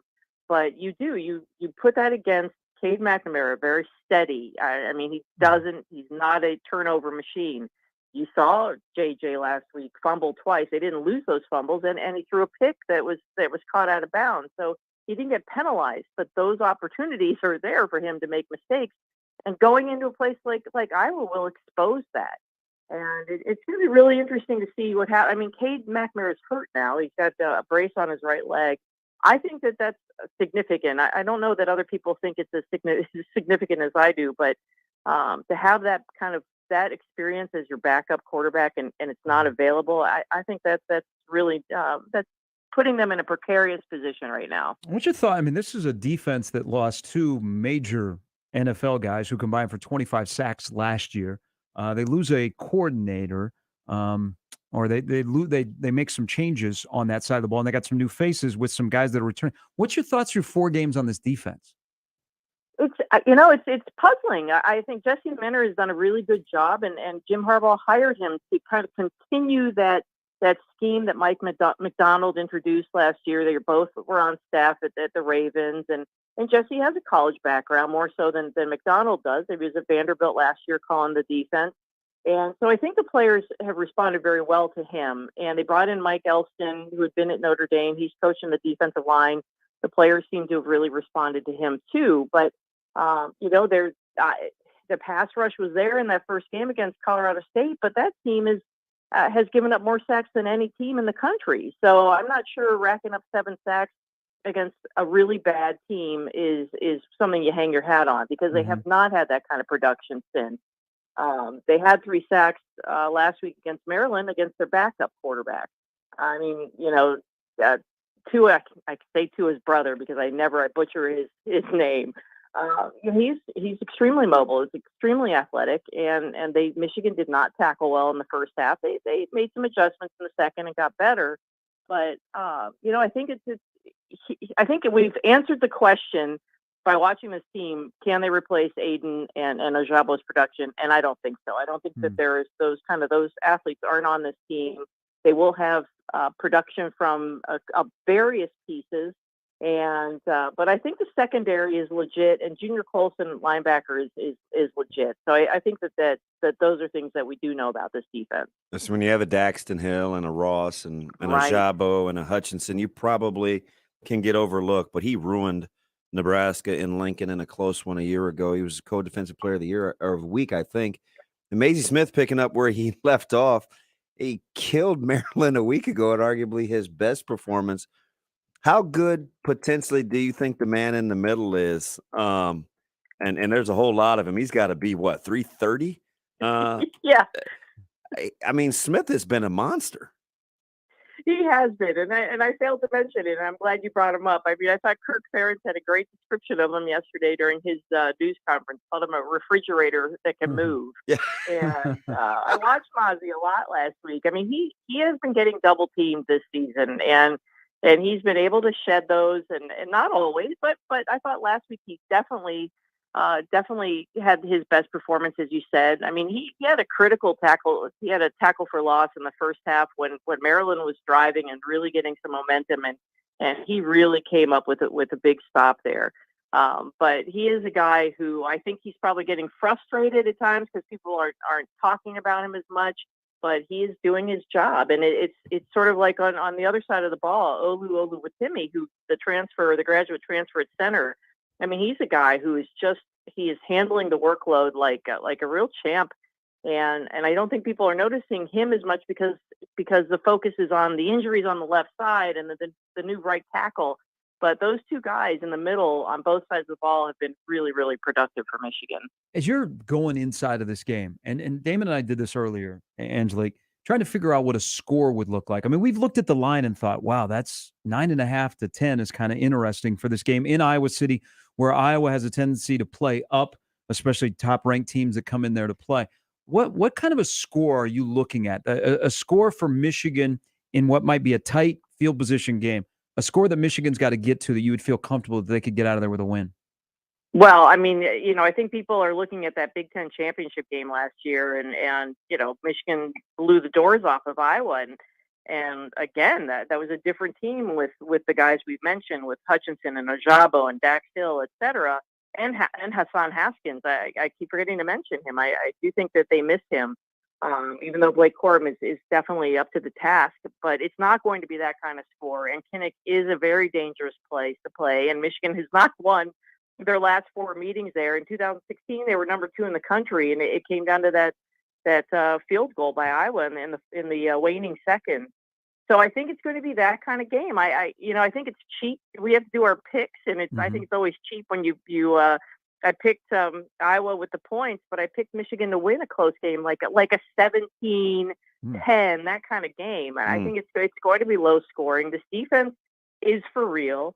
And playing in Kinnick is for real. And I think the one bit of luck Michigan has is that it's not a night game. And it's an 11 a.m. local kick.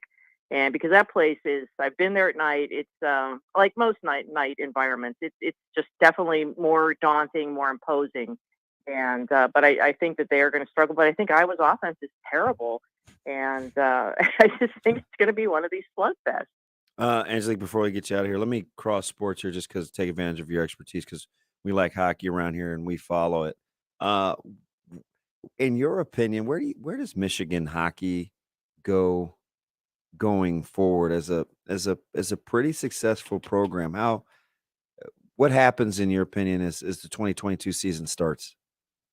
Well, it's going to be really interesting. I mean, Mel Pearson is gone. He's been there for 5 years. They had a lot of success under him, but then there was the investigation that I'm sure you've talked about or know about, and he was released. He was on staff for 3 months. He was an at-will employee, and they finally cut ties in August. And now they have a young staff and a guy who he's been in development with the Red Wings and worked with young guys in the NHL. So I think that they've got a good coach and a good staff to develop these players. Michigan does tend to reload, and they've got some very good pieces. They just had their media day on Tuesday, and the first puck drops pretty soon. I think in the next 4 or 5 days. So, are they going to get back to the Frozen Four next year? I don't think so. But I think it's always a good team, a good program. I mean, they've had their lulls, but talk about environments. I mean, if you haven't been to a game at Yost, it's really something special to see. But I think that the staff, the players feel pretty good about where the staff is and working with a younger group that gets it. Hey, one final thing. We bring you on, and we always love having you on to talk about Michigan. What were your thoughts on Maryland? We're kind of waiting for Maryland, and they are a 8-point favorite at home against Michigan State coming off their trip to Ann Arbor. What were your thoughts on seeing Maryland, which you see them every year? Well, I mean, I think, Mike Loxley, this might be the best offense he's had, and he's had some pretty good offenses, and I think they're more consistent. And my issue with them coming into the Michigan game, why I thought Michigan would cover the spread handily is they had been leading. They were almost leading the country in most penalties, and I thought, well, this isn't a very disciplined team. And what I could see on TV, they really hadn't played anybody that would challenge them. And I think this is, they played a really, really good game. And you could say maybe this exposed some of the Michigan defensive weaknesses, and probably so. But I think that's not crediting Maryland enough and what this offense can do. I mean, prolific guy at quarterback, and their offensive line is experienced. Defensively, they played a little bit better than I thought. But I still think that's going to be their little bit of their weakness going forward. But this offense is the real deal. And if they don't turn over the ball, if they don't have all those penalties like they had, I think they had 15 the week before, 12 or 15, then I think they're going to be in shape. I mean, there's always a team in the East that's going to be disruptive. And I think that Maryland is that team this year. Angelique, we always appreciate it. Always. Thank you. Safe travels to Iowa City. Thank you very much. I appreciate it. Have a great week. Thanks, Angelique. Shingalis, who covers Michigan football for the Detroit News. I'm calling it a grudger. Yeah, I think it'll be a field position, punting game. Weather's going to be nice. Won't be gray. Be a knock 'em sock 'em football game. Rob Houtland will come out of the stands to kick a field goal late for Iowa. And listen. I know it gets rowdy at night. But man, the fan base will respond for 11 a.m. It's Michigan, and they're an underdog. Oh yeah, shower beers. Nobody embraces that like that fan base coming in there. That one's gonna be a head knocker. Mozzie Smith is pretty sweet though. He killed Nebraska a year ago. Mm-hmm. Man in the middle. I mean, a monster. He's wearing 58, 98, 58. He ruined Maryland last week. I think he had 5 solos along the D line. 5 solo tackles. I mean, it's decent. Yeah. It's dark in there in the D line, and my man had 5 solos. 8 total. It's pretty good. Yeah. And, another part of their whole repertoire is they're healthy at wide receiver. Yeah. And all of a sudden, they've been dynamic. I mean, think if Bell hadn't gotten hurt right away last year. Yep. You know, hurt in the first game. Yep. I mean, they first or second, maybe. They're Michigan football. I thought they would, not that they wouldn't be unbeaten going into this game, but not to this extent. Maryland was their stiffest challenge, but they've rolled. They're for a lot of people the 4th best team in the country. Now, I don't have them as the 4th best team because I think in their own division, Penn State has put together a nice little start to the season that is for sure defensively. They're not radar. Advantage QB at Michigan than Clifford and Happy Valley. But all of a sudden, it's Michigan, Ohio State again. Penn State's in there. And like Michigan State this weekend. I mean, Michigan State could be on the verge of not making a bowl game. I mean, they could be looking at a 5-7 season if they don't get things fixed right away. I mean, that's why that game is a huge game for Mel Tucker. They can't have a 3-game losing streak. It's paramount. And it's also a huge game for Mike Loxley because has Maryland beaten one of the upper echelon of the East? They haven't. And this might be the year. I mean, that game against Michigan, when we had Lee Sterling on the other day, and he threw out their 42-31, and I kind of like, really? You think Maryland's going to score 31? Maryland was competitive. I mean, they were not blown off the field last week in Ann Arbor. All right, 8:26. Scott Shanley's going to join us before the hour is over. Sharp and Betting in the Morning with Jimmy at 1620 The Zone. Previously on Unsportsmanlike Conduct. I had a lot of folks come at me yesterday saying that, well, don't you remember what Trev said? Trev said, I want a guy who hates to lose more than he loves to win. That's Urban Meyer. But when losing eats away at your soul so much that it might cause you to do bad things, that's a character flaw. The way to clean up a car crash is not to create another car crash. Unsportsmanlike Conduct with John Bishop and Josh Peterson. Weekdays 2 to 6 on 1620 The Zone. Nebraska's back home on Saturday night. Homecoming, night game, beautiful weather. And you know what? They say it's a sellout, and you're looking for tickets. Place to go, ticketsforless.com. That's where I go when I'm trying to find seats. The best selection, the best prices, no hefty per ticket service fees like other sites, which you can save big money on, and you can find tickets when everybody says, no, you can't have any tickets. There's no tickets left. Ticketsforless.com is going to take care of you. Get the best selection of Husker tickets. They're also your source for Chief tickets, shows, concerts, whatever you want to see. But you want to be in the stadium on Saturday night to see Nebraska and Indiana. Tickets for Less can do what you need it to do. Head over there now, ticketsforless.com, or give them a call, 402-398-1999. They got a great customer care team. They will go to work for you to get the seats that you want to the event you want to be at. Your game day starts at ticketsforless.com. Your Omaha area forecast from the Godfather's Pizza Weather Center and KETV News Watch 7 on 1620 The Zone. Another cool start Wednesday, but a fantastic afternoon ahead with tons of sunshine. Just a light southeast breeze between 5 and 15 miles per hour. Highs in the low 70s. I'm meteorologist Sean Everson from KETV News Watch 7. Sharp and Benning in the morning. Brought to you by MD West 1 Orthopedics, Neurosurgery, and Spine. 1620 The Zone. Traffic.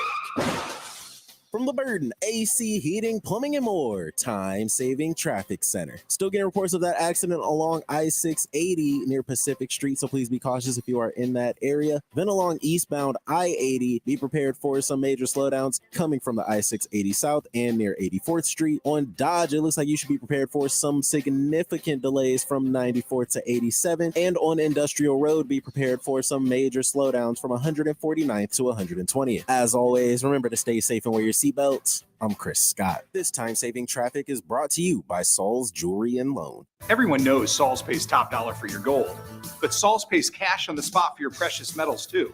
Silver, gold, platinum, coins, bars. Who wants to wait to get paid? Get to Saul's Jewelry and Loan. Saul's Jewelry and Loan. You'll find it all at Saul's Jewelry. Oscar's Pizza and Sports Grill has been making your game day experience one to remember for 18 years with our award-winning char-buffed wings and $7.99 Monday through Friday lunch specials. But now your game day just got bigger and better with Oscar's newly upgraded audio-video system. Cheer on your favorite teams this season in front of a 22-foot LED video wall, showing up to 8 games at once, and of course, 40 TVs and massive dual projectors. Oscar's Pizza and Sports Grill, 173rd and West Center Road, and for takeout at 162nd and Maple. Dear gas prices, go take a hike. Toyota is the #1 retail brand for electrified vehicles for 22 years. The Toyota hybrid lineup brings efficiency with power and savings with style. Not to mention top tech to help keep you connected. Plush premium interiors and the most advanced Toyota safety features. So, now you know who you're talking to. Toyota. The #1 retail brand for electrified vehicles for 22 years, with a hybrid or electric vehicle built for every driver. Seriously, dear gas prices? Do you really think you can stand in our way? Think again. Toyota hybrids. Find yours at toyota.com. Toyota, let's go places. Based on manufacturer estimates, CY 2000 through 2021 sales. See your independently owned Omaha Metro Toyota dealers. Corwin Toyota of Bellevue, Village Point Toyota of Omaha, or Baxter Toyota of La Vista. Everyone deserves to be connected. That's why Cox has high-speed internet to fit any budget. Stream, chat, and connect at an incredible price. You're probably thinking, wait, what? But yeah, it's true. Learn more at cox.com/ACP. Non-transferable, one per household. Application and eligibility decisions are made by the FCC. Other restrictions apply. Hello, I'm Doug Nodgard with Equitable Bank. If you've been dissatisfied with your current banking situation, maybe it's time to move to a bank that works to deserve your business. We have an engaged staff that offers exceptional personalized service. We also have a great digital banking platform. We have 2 locations at 108th and Dodge or 202nd and Pacific. So if you're looking for a superior banking relationship, give us a call at 402-827-8100. We'll answer on the first ring. Equitable Bank, we take banking personally. Member FDIC. This is Scott Schultz from Host Coffee. 2022 marks our 50th year and business has never been better. We are rapidly growing and adding new customers, which means we need new route drivers and service technicians. We have new jobs for those new to the industry with little or no experience, and new careers that require knowledge in the coffee and vending world. There's a good chance we have just what you need in a new job. Host Coffee offers competitive pay and understands the work-life balance. Apply today at hostcoffee.net/careers and join our team. Dingman's Collision Center, 4 Collision Center locations serving you in Omaha and Papillion. Sharp and Benning in the morning on 1620 The Zone, 1620thezone.com, and the 1620 The Zone app.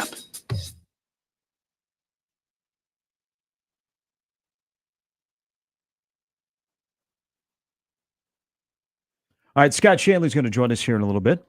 Sharp and Benning brought to you by MD West One Orthopedics, Neurosurgery, and Spine. Hey, part of yesterday, I like this song, by the way. She said, Angelique said Mike McDonald, though not that Mike McDonald, but then this song got stuck in my head, so. Exactly. Somebody stuck in traffic on Dodge right now. I was like, they start singing along to it. And yeah, I don't know about that. In between bad words because they're stuck in traffic. Probably somewhere along Dodge Street, 72nd to 90th. Well, have you met you're Burton? Have you met Michael McDonald? He actually works here. He's the chief engineer. John Nielsen. That's tough. I like Michael McDonald. That's a good song to, What a Fool Believes. Real Love. Exactly. Should we play the Nebraska football game around Michael McDonald songs? Oh. Wow. Hey, so this is becoming a thing. So part of yesterday down in Lincoln was football press conference, women's basketball press conference, volleyball press conference, and men's basketball press conference. 40 days from now, we'll be playing college basketball. Hello. Get your almanac. Get your coaching tiers, which are in the Athletic today. Greg McDermott is in Tier 3 of Power 6 conferences. Fred Hoiberg, Tier 6. The Tier 1, as you would imagine, in this ranking is guys that have won national championships. It's like Southwest Airlines. Wait a minute. How is Smack Tier 3, though? Good question. I did a glance. Ed Cooley was Tier 2. I don't know. Everybody says Mac's a great coach, innovative, and then there's like a pause. Why? But he's in Tier 3, which, if I was counting, puts him like, I don't know, 20 to 26, 27 in terms of coaches in college basketball. Yesterday, so Fred Hoiberg, who, people, they don't know what to believe about this team. And they believe that Shattering State will be fantastic on the 23rd. I just hope that a team that goes in there and plays on the road November 10th is really, really good. I'm 0 for 2 at Pinnacle Bank Arena, sitting on the other side of Pavelka. Omaha lost in there. The first game ever, FGCU lost in there. So November 10th, Omaha plays there. But didn't Hoiberg give you the vibe yesterday? Because, people are like, hey, you've won 9 conference games and 62 opportunities. It's a new roster again. I want to believe, but show me. And you don't have a great home non-conference schedule, so I might wait. I might wait for December 10th when they announce the new head football coach at a basketball game, or I'll come back after Christmas for the Iowa game. You'll be able to gauge the sense of Nebraska basketball by butts and seats, even with one of the most loyal fan bases. But he struck me yesterday as a guy, and, he's kind of steady Eddie. He doesn't ride the roller coaster. But for a coach that's on the proverbial hot seat, he struck me as a guy that's been fired before, that is a professional basketball coach. That piece we were talking about. He knows exactly who he is, what the job is, what he has to do, and it's independent of the results. Just very businesslike. If it happens, it happens. He's here. He's not. I don't agree. Maybe that's, and I'm not trying to tell you how to think, but if it happens, I don't think he's indifferent. No. But I think he's going to do what he believes that they have to do to start winning. Yeah. And if the results don't match, he knows it's a results-based business. But he was just a guy that is very, I don't know, for somebody, because we always say, okay, guy in a hot seat, boy, he's a little bit jittery in a press conference. He's all over the place. I just don't think that's in his Hoiberg. Not in his DNA. Hoiberg has always been the same steady Eddie guy that since he walked in the door.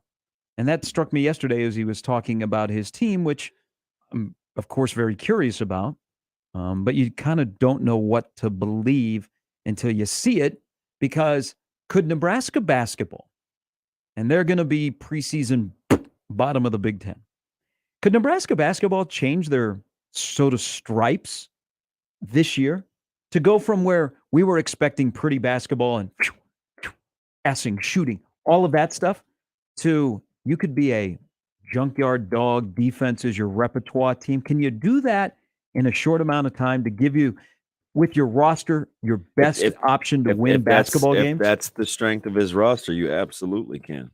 We saw Mac do it. It would be quite the turnaround in Lincoln to all of a sudden go to that when you've been preaching, hey, this is how we're going to play. It was more of a reach in Creighton for Nebraska, for them to do it the way they did, to kind of grind you out and be at the top of the defensive metrics in the conference, especially like the first 2/3 of the season. I mean, how many times do we say we were waiting for the offense to get going, and it's not the typical space and pace, and shooting it really, really well, and they did it because I think he played to his team's strengths. I absolutely think Nebraska has been way more defensive oriented in the Big Ten than they have offensively in terms of their prowess. So why not get guys that can play that way? Because you have to get stops in the league, and you have to play with some physicality, especially defensively, right? You can't be soft in the middle, which is why I think Blaze kept getting all the run yesterday along, social media and the way that Hoiberg was praising him, because if you're going to funnel and get out and guard and defend, and you need some rim protection, maybe that is going to be how they play. And you hired a defensive-minded assistant. Prepared for 58 games. I think they just want dubs. Well, they need dubs.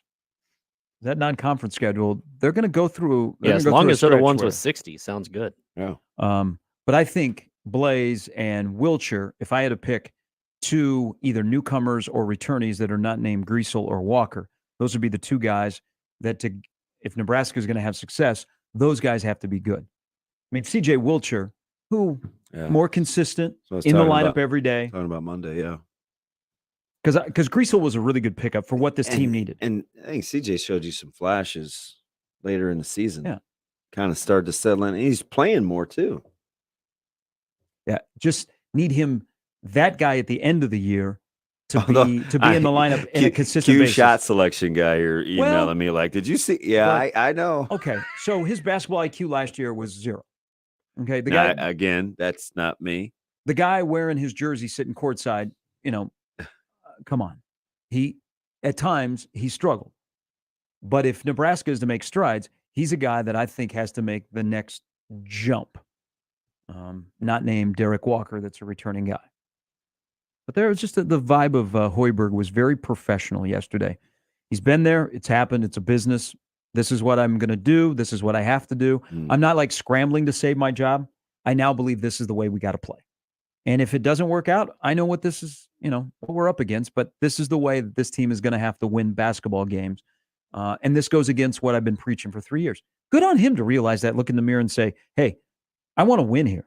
I mean, we haven't been good. I want to win. How do we win with this roster? Not up and down the floor, and all of a sudden you're giving souvenirs out in the stands. You're going to go up and down the floor, and guys are diving on the floor. Guys are rebounding the basketball. Things that you haven't done consistently. So that was an interesting vibe from, well, not interesting, but it was a Fred Hoiberg professional basketball coach vibe yesterday compared to other coaches that we see that, they're a little bit. Yeah.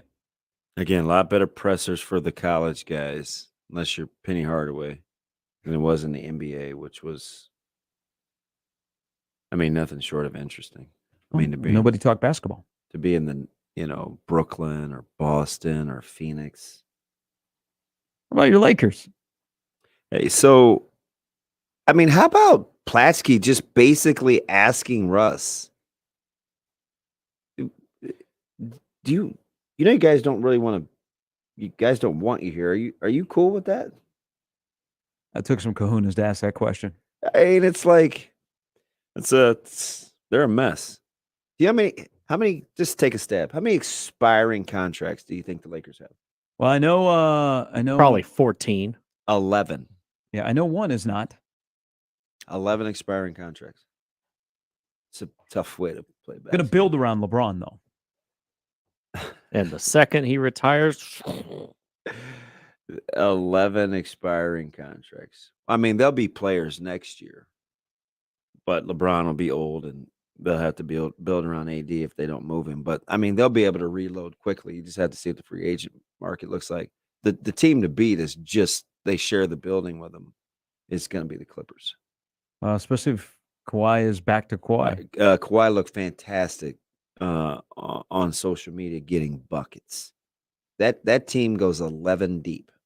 And if John Wall is remotely motivated, fudge. Well, the West is going to be a circus. Yeah, enjoy the last stages of LeBron's career. Why would I do that? Because he's going to chase the all-time scoring record. That's fine. Organization greater than player. my team's preparing to tank. I'm not used to that. So San Antonio? Oh, yeah. I was spoiled for better part of You're 25, right. 30 years. Popovich said don't expect a championship this year. Yeah, He even said don't go to Vegas and put money on us to win. So Does Monty Williams seem like a guy you wouldn't be able to talk to? No. Well, him and Ayton are sideways. And I don't know if you can't repair that. Yeah, but I did like I did like Ayton basically saying, hey, listen, man, it's a results-oriented business. There's not much we can say. I want to contribute on the court, right? It's about my play. They both benefit by winning. But if I don't know how they repair that relationship. Well, yeah, and I don't think they're 7. interested. No. But they both But are good on Hayden for being a for being a They're professional. going to do the job. if they win, it'll heal. So let me give you something about this upcoming NBA season, where eventually they're going to get to talk about like the actual games. Do you know that the scoring record in the NBA, in NBA, you don't know numbers like you do in baseball. 38,387 points. Do you know that record has stood since 1984 when Kareem set the record? Will LeBron, who if LeBron's going to break it at some point this year as long as he stays healthy. He's 1,326 points away. Will they cut into national coverage of a sporting event to show LeBron scoring the basket that makes him the all-time points getter in NBA history? Considering ESPN, if he tweets anything, they have wall-to-wall coverage. Yes. I mean, ESPN probably will start carrying all of those games towards the end of January when it's supposed to happen. Zero question in my mind. And then will LeBron refer to himself like Ricky Henderson did? LeBron? Not saying I'm the greatest. Ricky is the greatest stolen base guy. But that's something to watch. Last stage of LeBron's career. You don't need a title. You got a title. You're fine. So would you rather be Nash with KD or would you rather be Monty with DeAndre? Monty. Winning can heal that. It might take some time, but oh no, man. Kevin Durant's such a wild card. KD was reckless with Nash. I mean, Nash has to be thinking, what did I get myself into? Hey, can I coach this guy? Well, he should have known that right away when they said it would be like co-coaching. And that was before everything happened last year. I'm good. Hey, we're going to be co-coaches. Who? Yeah, what? Yeah. All right, Scott Shanley's coming next. For 10 years, we've been sharing the stories of Nebraska kids fighting brain cancer, and you've been there to fight with them. To those of us fighting every day, it means the world that they take the time to do that for our kids. Be ready to fight on September 29th, the 10th annual Team Jack Radiothon, presented by the Home Agency, all across Nebraska. Go Team Jack. All right. Get all the details at teamjackfoundation.org. Hey, start NFL Week 4 off right with a no-sweat same-game parlay from FanDuel, America's #1 sportsbook. Doesn't matter if you're new to FanDuel or already have an account. You'll get free bets back. If your Thursday night same-game parlay doesn't hit, NFL same-game parlays, Damon, are the perfect way to combine your bets for a chance at a bigger payday. Yep, just get it downloaded. Enter the promo code ZONE. It's safe, it's secure, it's easy to use, and they'll take care of the legs on your parlay, right? 1, 2, well, got to be better than that. And speaking of legs, maybe it's Mixon. Maybe it's Tyreek Hill. Maybe it's Jalen Waddle, and you like over in his receiving yards. You've got options in FanDuel Sportsbooks. Make sure they take care of you. Take care of Thursday night. No sweat same-game parlay. Use the promo code ZONE to sign up. If you already don't have an account, make every moment more with FanDuel, official sports betting partner of the NFL. 21 over, present eye with 3+ legs, minimum $1 bet required. Refund issued as non-withdrawable free bets that expires 7 days after receipt. Maximum free bet $5. Restrictions apply. See terms at sportsbook.fanduel.com. Gambling problem? Call 1-800-BETS-OFF. Woodhouse Ford is your certified Ford dealer, serving drivers throughout Nebraska for 47 years. Our commitment to our customers continues well beyond the date of purchase. You will leave our lot feeling comfortable and confident in your new vehicle. Customers have been relying on Woodhouse Ford since 1975 for high-quality vehicles, knowledgeable staff, and exceptional service. Experience the Woodhouse Ford difference and shop at one of our 3 locations in-store or online at woodhouseford.com. Hey everyone, Josh Peterson here for my friends at Miracle Hill Golf and Tennis. Football season is back, and that means the return of the Monday Night Football League inside of the Top Tracer building. This league is filling up fast, so head to their website today, miraclehillgolf.com/store, and get signed up for the Fall Top Tracer League coming up on Monday nights. Also, give them a call, 402-498-0220 to book your tee times today. They're located just north of Dodge on 120th Street, Miracle Hill Golf and Tennis. Terrors of the night stalk among the trees. Waiting in the distance. A shriek. Laughter. Then, silence. It's the season of darkness at the Ranch of Terror and Haunted Hayride. Spend an hour with nothing to protect you but your own screams. Bring your group and witness unspeakable horrors that test every fiber of your nerves. Hayride and house combo $25 or $15 separately. The Ranch of Terror and Haunted Hayride. BellevueBerryFarm.com. Hey, everybody, it's Gary Sharp on behalf of my friends at Tickets for Less. As you probably heard by now, Tickets for Less is my go-to source whenever I need Husker tickets. But I want you to know that Tickets for Less has a lot more to offer. Did you know they have the largest selection of tickets to events both locally and nationwide? Plus, the thing I like the most, they never charge you outrageous per ticket service fees on your order. That's why I always use Tickets for Less.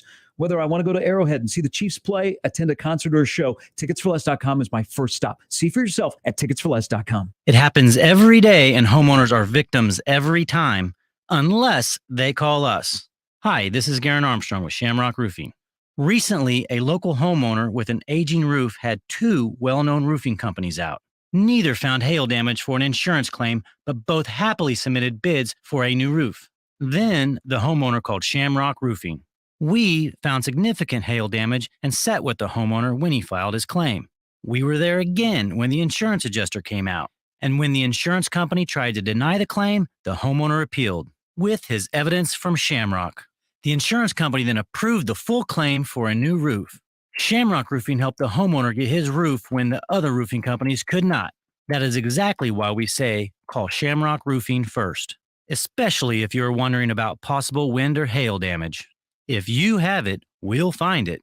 One call does it all. Call Shamrock Roofing today or find us online at shamrockroofer.com. NFL Plus is here, which means no matter where you are, this is how you football. You can stream live, local, and primetime regular season games on your phone or tablet, 45-minute game replays, and more. That's how you do it right there. This is the NFL for every fan. This is football freedom. This is your game on the go. Wherever you are, this is how you football. Go to plus.nfl.com/radio and start your free trial of NFL Plus today. Terms and conditions apply. Hi guys, are you struggling with erectile dysfunction? Did you know that a major medical breakthrough is now available and it isn't a pill? Today, Wednesday, September 28th, we're running a one-day special you won't want to miss out on. Brookside Medical Clinic uses the most powerful form of wave therapy. This is a technology clinically shown to repair blood vessels and improve blood flow. It's backed by 60 clinical studies, including from Cambridge. If you're ready to regain that spark in the bedroom, today is your day. Call us now and you'll qualify for the assessment and ultrasound totally free. Also, a gift that can produce rapid and powerful results in the bedroom. You're going to love that, guys, trust me. And today only, we're offering 6 tune-up treatments to our patients free. This is unprecedented, worth hundreds of dollars. But call today and qualify totally free. 402-671-7777. That's 402-671-7777. Guys, put a stop to your erectile dysfunction and get your love life back. Call Brookside Medical Clinic now to qualify. This offer ends today. 402-671-7777. Experience every pitch, run, and legendary play. Your home for Royals baseball in Omaha. 1620 The Zone. Sharp and Betting in the Morning on 1620 The Zone, 1620thezone.com, and the 1620 The Zone app. All right, Sharp Betting in the Morning, time to talk some NFL with Husker Black Shirt Super Bowl champion Scott Shanley. Good morning, Scott. Good morning. Hey, how many times in your career have you been involved in a game where the team that runs 90 plays compared to the team that runs 39, they lose the game? Like Buffalo and Miami. The box score is incredible from that game, but just the fact that there's 90 plays in an NFL game and only one team runs 39. What were your thoughts on that game on Sunday? That was a crazy game. Just like you said, there's a lot of games where you go throughout the NFL, and if you watch it and you look at the box score, it's like, how the heck did that team win? But what you're finding in the NFL is the teams that are able to figure out how not to lose, or the teams that are finding a way to win, especially early in the season, because I feel like throughout the entire NFL, there's a sluggishness on the offensive side of the ball, mainly because of the offensive line play, but it feels like offenses are behind right now. But to your question, I think it's about finding those 5, 6, 7 plays in the game that determine NFL games because teams are so evenly matched, whether it's a big play in special teams, whether it's a takeaway, whether it's a block punt, all sorts of little things like that can help you find a way to win games when you're evenly matched in talent. Scott, this isn't just because we're talking to you or I've known you forever. It's just because I try to be right. I picked the Saints to win the South, and Allen was my coach of the year. Only worse start was me predicting Kyler Murray as an MVP. Which one of those am I furthest away from? Oh man, it's been a rough 3 games for the Saints. They are dangerously close to being 0-3. Outside of a couple good drives in Atlanta week 1, they should have lost that game as well. But I mean, you could flip and say that they could be 3-0 if they played just a little bit better. They have not looked good early in the season. Between those two, though, I still think the Saints have too much talent not to figure it out. So I think I would go with the Saints winning the NFC South more likely than Kyler Murray winning the MVP. Like I said, I just think the Saints have a lot of talent. They are not figuring it out as far as I know the coach is there. Pete Carmichael's been there since 2006. He's been a part of a lot of offensive meetings.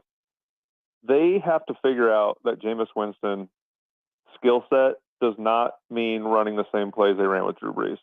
There's a difference in what those guys do, and they need to run the ball first, play action pass, take advantage of his arm strength. Because right now they're trying to run the old Saints plays, and it's just not syncing up right. So can I, in the same way, can I look at Kyler Murray without thinking Cliff Kingsbury? I watch them and I think, oh, what could be, but then I realize, oh, what isn't. Yeah, I mean, and I don't think it's crazy to go into a season and say Kyler Murray's an exciting player. He makes plays with his legs. He runs around. He can throw the ball really well. It's amazing what he can do in the pocket with his stature, and he can sling the rock. But I think forever Kyler Murray and Kingsbury kind of go hand in hand, mainly because, when Kingsbury got that job, everybody kind of rolled their eyes like, why does this guy deserve this job? They talked about wanting to get Kyler Murray to Texas Tech and coach him in college. It seemed like a perfect fit for what he was going to do schematically with Kyler. And you've seen glimpses. There's been some glimpses of thinking, man, the Cardinals could be a good team for a long time, but there is not enough consistency with Cliff Kingsbury as the head coach and in that offense to think that he's going to be the coach there for the next 10 years. And Kyler Murray will definitely outlast him, especially since they just paid him a bunch of money. 10 years. I don't think he makes it to 10 weeks. No, I agree. I think, especially in that division, you don't have a whole lot of time to figure it out when you have the defending world champions who are a really good team. Seattle is not the best. They're figuring out their quarterback position. I think Garoppolo coming back is going to help San Francisco in the short term. And I just think they're in a really tough division. I don't think, to your point, I don't know if Kingsbury will make it through the end of the year. I mean, outscored 31-0 in the first quarter. Scott Shanley joining us. There were plenty of reasons why Kansas City lost to Indianapolis, but that offense wasn't great. The offensive line was poor. Receivers didn't separate. They couldn't run the ball. Week 2, it was a problem. It came to the forefront in week 3. Kansas City's offense, should we be concerned about this offense right now? I don't know necessarily if I would go to concern, because anytime you have Patrick Mahomes, you feel like they're going to be able to do enough every week to win. And what's going to happen this entire year is every time the Chiefs lose or the offense doesn't play great, you're going to say, well, why did they get rid of Tyreek Hill? And you can say that about any team that gets rid of a great player, but eventually you have to decide what you're willing to do in the present or in the short term versus what you're planning to do in the future. I think the Chiefs will always have a chance, obviously, because of their quarterback. They still have Mecole Hardman can run on the outside. He's one of the fastest guys at that position. Travis Kelce, they're going to find a way, but it is hard to replace the production of a player like Tyreek Hill. You have to figure out what guys – you can watch guys in practice. You can watch guys in training camp. There's a difference between some guys when the lights turn on. And you have to figure out who your new guys are, who you can count on during the games to alleviate some of that pressure on Patrick Mahomes. Scott, is Dallas's defensive line, that front 7, good enough to get them to an NFC East division title? Yeah, I mean, they're outstanding, especially you really focus on that defensive line. DeMarcus Lawrence, but then you talk about Micah Parsons, who I think when Aaron Donald calls it quits, even maybe before then, this kid is going to be the best defensive player in the NFL. And, I always marvel at kids like Micah Parsons comes into the league. There's not a single NFL offensive tackle who can block him consistently. But how did Penn State not figure that out? Like they barely rushed him off the edge in college compared to what the Cowboys are doing. And it's amazing to me that it took Dan Quinn to figure out that he really excels as a pass rusher. he is a headache. I mean, you have to offensively game plan around him, but just the defense as a whole, I think Dan Quinn has done a great job. Diggs takes a lot of chances, but he's a hard corner to game plan for as well because of his size and length and his speed. I think if the Cowboys are going to win the NFC East, it's going to come down to how well this defense plays because there's a lot of inconsistencies on the offense side of the ball. And really, this offense for the Cowboys isn't as talented as they've been in the past 5 years. How do we get past Donovan Wilson maybe being a flash or feast or famine like Diggs versus this guy's going to be a legit all-pro caliber? Well, we won't have Pro Bowls, but all-pro caliber type player. It's really about consistency. It's about doing it week in and week out. And Diggs takes some chances, but he makes big plays. And I think there's a lot of times to become that Pro Bowl caliber player, that all-pro guy, that guy, like I said, that you game plan for. We used to call them the blue stars. There very few guys, when you're going through game plan reports, have a blue star in their personnel evaluations. Those are hard to obtain, but you do it by making big plays in the biggest moments and doing it consistently. It's not one game here or there, but you got to do it week in and week out.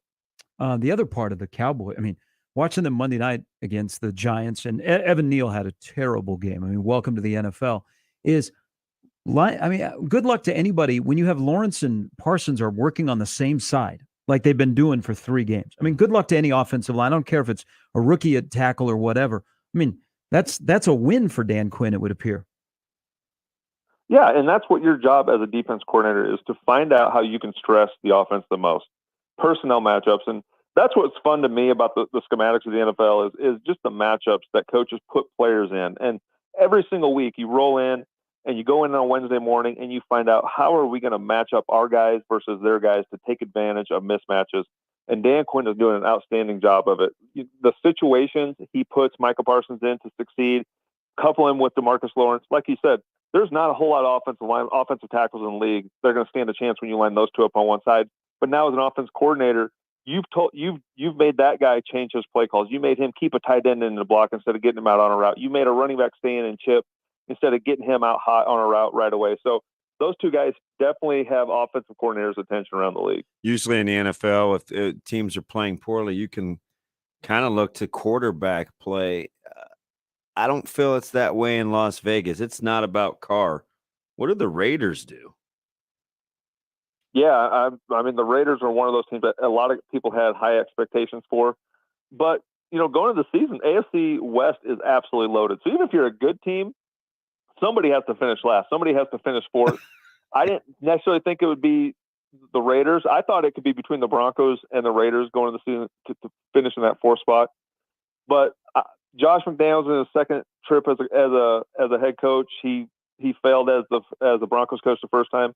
But anytime you have Derek Carr, who's played some good football, you trade for Devonta Adams, you have Josh Jacobs in the backfield, you have a lot of talented players. Crosby, defensive end, is one of the most underrated DNs in the NFL. He's a really good player. They have guys all throughout the team. But again, if you don't play at a really consistent elite level every single week, when you have to play those other 3 teams in your division twice throughout the year, you could be a good team and still not make the playoffs. And I think the Raiders are too talented not to figure it out. They're going to find a way to start winning some games, but it may be too little too late. Hey, is Doug Peterson the best thing that's come into Trevor Lawrence's life since he left Clemson?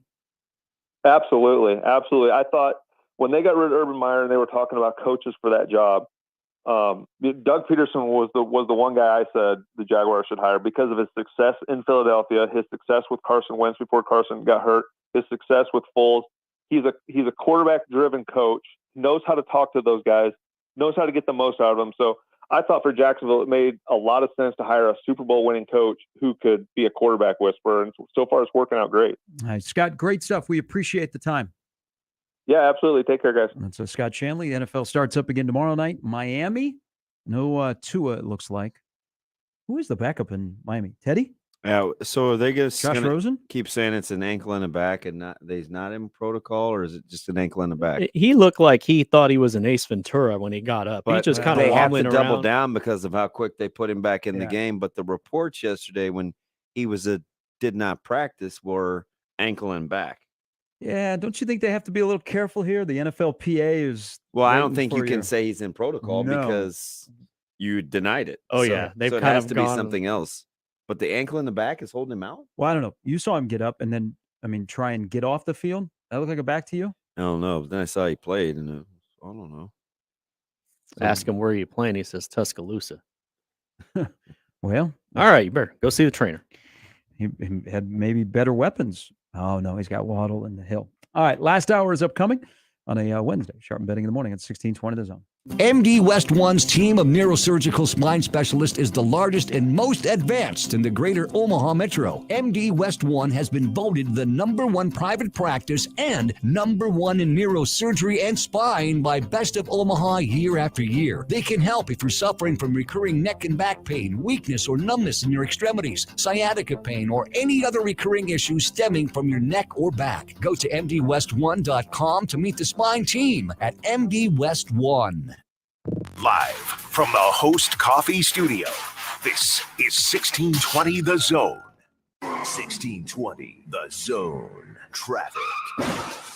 From the Burton AC Heating, Plumbing, and More Time-Saving Traffic Center. We're getting reports of an accident along westbound I-80 near 84th Street, so please be cautious if you are in that area. And then along Dodge, be prepared for some significant delays from 94th to 90th. And on L Street, it looks like you can expect a lot of slowdown from 108th to 84th. As always, remember to stay safe and wear your seatbelts. I'm Chris Scott. This time-saving traffic was brought to you by Burton AC Heating, Plumbing, and More. Hi, I'm Mark Evans, owner of Burton AC Heating, Plumbing, and More. Right now, we'll open your drain line for only $93 or it's free. Call for details or request service at justcallburton.com. Genesis Health Clubs is celebrating its 36th anniversary, and you're invited. Join for just 36 cents and get the rest of the year for free. Hurry, just 2 days left. Hi, I'm Rodney Stephen, owner of Genesis Health Clubs, thanking you for the last 36 years. Without you, we wouldn't be here, and we're here for your results. We're here to help you feel better, look better, and have more energy, and be able to enjoy all life has to offer by improving your health. Celebrate Genesis Health Club's 36th anniversary by joining today for just 36 cents and get the rest of the year for free. 2 days left. That's 36 years of results, 36 years of better mood, concentration, and focus, 36 years of crushed goals, 36 years of mental and physical strength, 36 years of members achieving their absolute best, and now it's your turn. So get fit, have fun, and celebrate 36 years with us. Join Genesis Health Clubs for just 36 cents and the rest of the year for free. Hurry, just 2 days left. Find your fitness home at genesishealthclubs.com. Creighton Sports Update. Creighton Volleyball is back in action tonight as they host the Xavier Musketeers at DJ Sokol Arena. First service set for 6:30 on 1290 Coil. Limited tickets are still available online at gocreighton.com/tickets. That's Creighton versus Xavier tonight at 6:30. And that's your Creighton Sports Update. 1620 The Zone proudly supports Creighton Athletics. Would you rather that your roof or siding last 5 years or 50 years? I'm Dan Thompson of Thompson & Thompson 3rd Generation. Products today last much longer.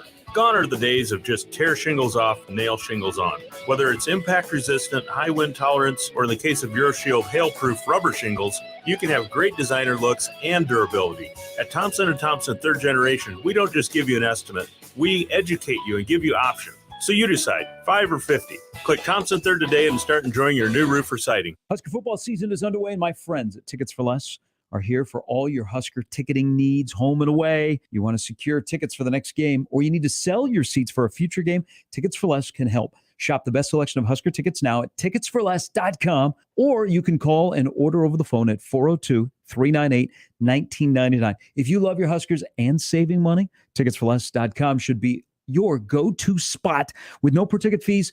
You can always save big over the competition. Shop today at ticketsforless.com. Shop Woodhouse Place Hyundai and Nissan, 144th and Giles. KOZN, Bellevue, Omaha, Council Bluffs.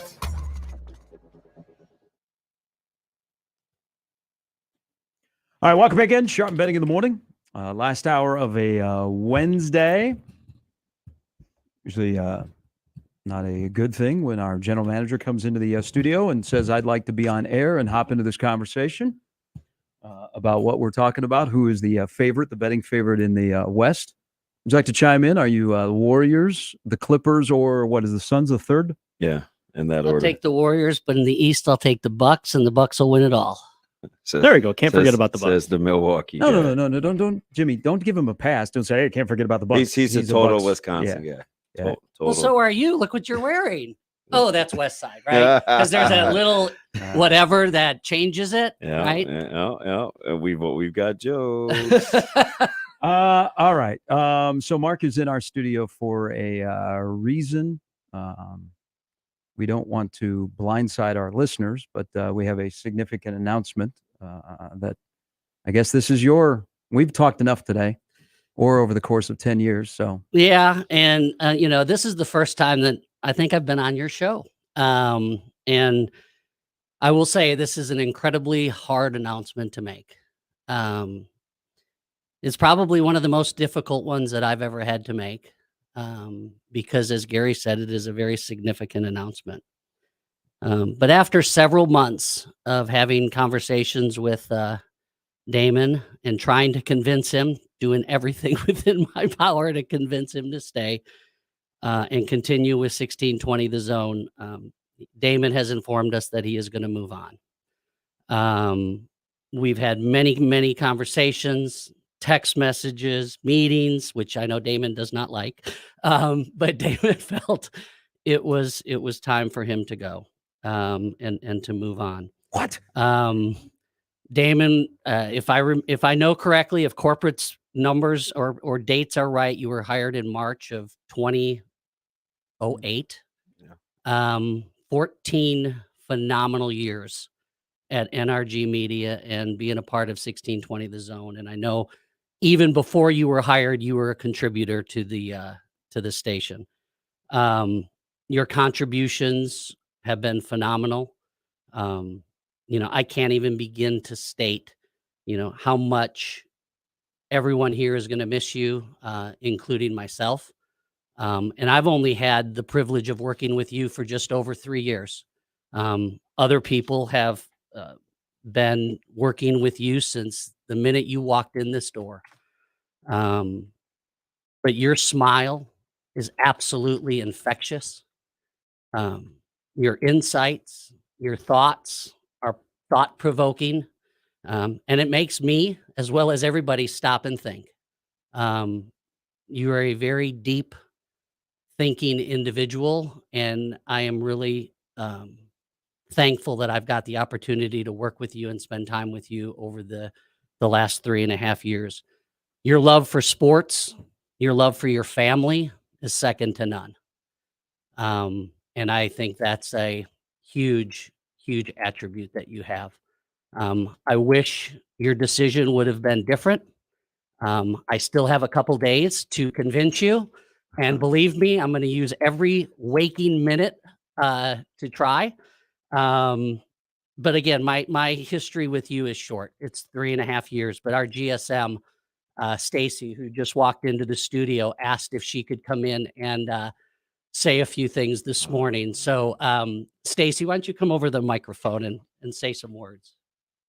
Don't worry, Damon. I'll be much more sarcastic.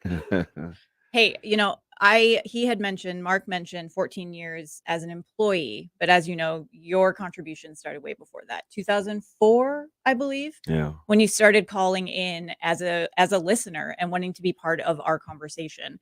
I talked to Kevin and we both agreed, we think you might be the only listener caller who turned into a full-time host. So congratulations on that distinction. I appreciate that. And from going from a listener to a host, and then in 2012, when me and Michael called you and said, "You're up," that was all the words we said to you. And you're like, what's happening? From spicy chicken. Yeah. Got to bring up the spicy chicken, to all the unfortunate drops that have been played with your voice throughout the years. What's been really a pleasure for me is watching your kids grow, but also watching you grow. The vulnerability that you have put onto this station is something that a lot of hosts around the country can't say. You've really put it out there, and I'm proud of you for that. That's something I've said to you a lot. I've seen what you have accomplished and grown to, and I'm really proud of it. Even dealing with all those idiots at softball. And remember the time we beat the crap out of Joel Mekavica's team? That was fun. That was an enjoyable time. You called me showstopper the entire time I've known you, and that name I hope sticks forever. But you didn't quite make it 10 years. Your first day was October 2nd, 2012. Come on, man. He could have gone just a few more days and made it a whole decade. But, I'm gonna say something super cheesy. You're number 21 on the jersey, but number 1 in our hearts, Damon. But in all sincerity, I absolutely wish this decision was different for you, but I understand it, and I will always wish you the best. Like I said to you on the phone last week, we had a relationship before this. You cannot get rid of me. We will have a relationship after this, and the legacy you have left on Zone is something you should be proud of. So thank you. Well, one more thing, and then Damon, I'd like for you to comment because this is hard for all of us, and I know it's hard for you, but I want the listeners to know Damon's last show is Friday. Maybe you guys can help us convince him to change his mind. As I said, there's still time. But he promised that he will always be part of the 1620 The Zone family, and we truly want that to continue. So you'll continue to hear him, I'm sure, with all the guys and all the shows throughout the week. And Gary and Damon will be at Jonesboro's on Friday from 6 to 10. So come out and definitely see him and tell Damon how much and we love him. We want to let the listeners know that a nationwide as well as a local Nebraska search has begun. And we will work to try and replace Damon Benning. Big shoes to fill, but he is absolutely going to be missed. So, Damon, we love you. We'll miss you. We wish you and your family nothing but the best. We'll be following, Caleb on his journey as he follows his dad, I'm sure, in college sports. Who knows? Maybe he'll end up at Wisconsin. Is that right? Is that what I heard? Maybe? No? Yes? We'll see. I appreciate just the opportunities and taking a chance. And the one reason I think that I was good up until Stacy talked about like the vulnerability, because that was probably the number one reason that I didn't want to do radio full time. Right. I loved education and I loved kids, and I just didn't want to be a guy that had to share much of myself going through a super tough time, from like 9 to 12, and there was just a lot going on, and it was a leap of faith, and it was the last, not the last, but one of the last real, I felt like coherent, kind of cognizant conversations that I had with my dad about leaving education and leaving the district and things like that in OPS. So that was tough.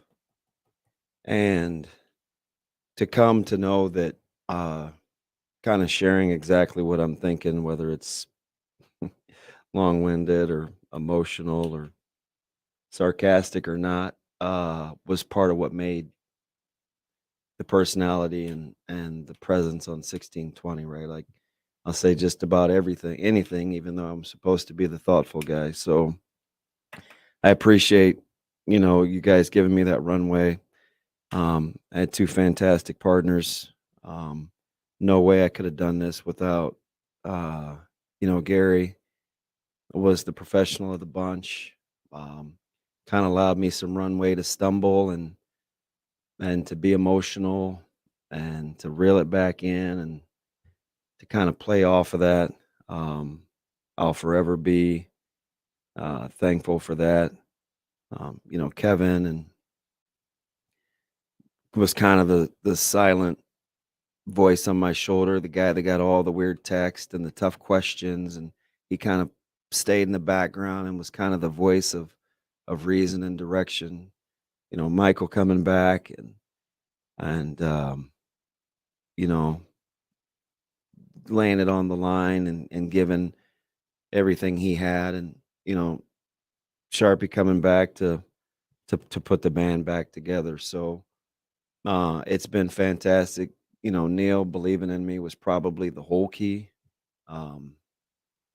because, I didn't have a ton of confidence back then.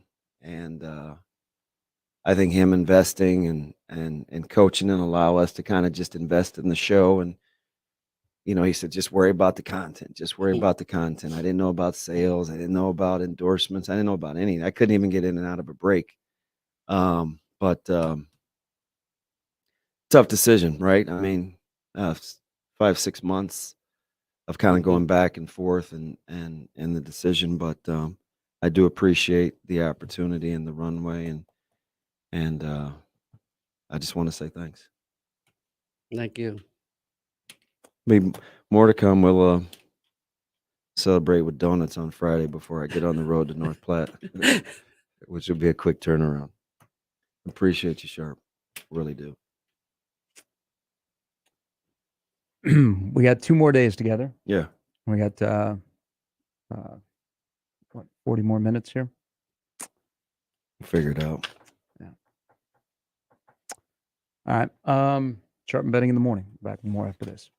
Previously on Unsportsmanlike Conduct. I'm going to the moon, boys. Yeah, I think I'm picking moon. I mean, sure, it's a great How experience, fun would but that be? You're going for the notoriety more than the No, experience. I'm going for the. I want to go to the moon. I'm telling you, I want to go to the moon. Again, Would it be fun to brag? Of course. 6 months paid anywhere I want to be of rest and relaxation. Give me the 6 months. That's a no-brainer. Unsportsmanlike Conduct with John Bishop and Josh Peterson. Weekdays 2 to 6 on 1620 The Zone. Your Omaha area forecast from the Godfather's Pizza Weather Center and KETV News Watch 7 on 1620 The Zone. Another cool start Wednesday, but a fantastic afternoon ahead with tons of sunshine. Just a light southeast breeze between 5 and 15 miles per hour. Highs in the low 70s. I'm meteorologist Sean Everson from KETV News Watch 7. Make it a great fall season. Head to KuglerVision.com today to request a consultation. At Sid Dillon Chevrolet, we prioritize you and your vehicle needs.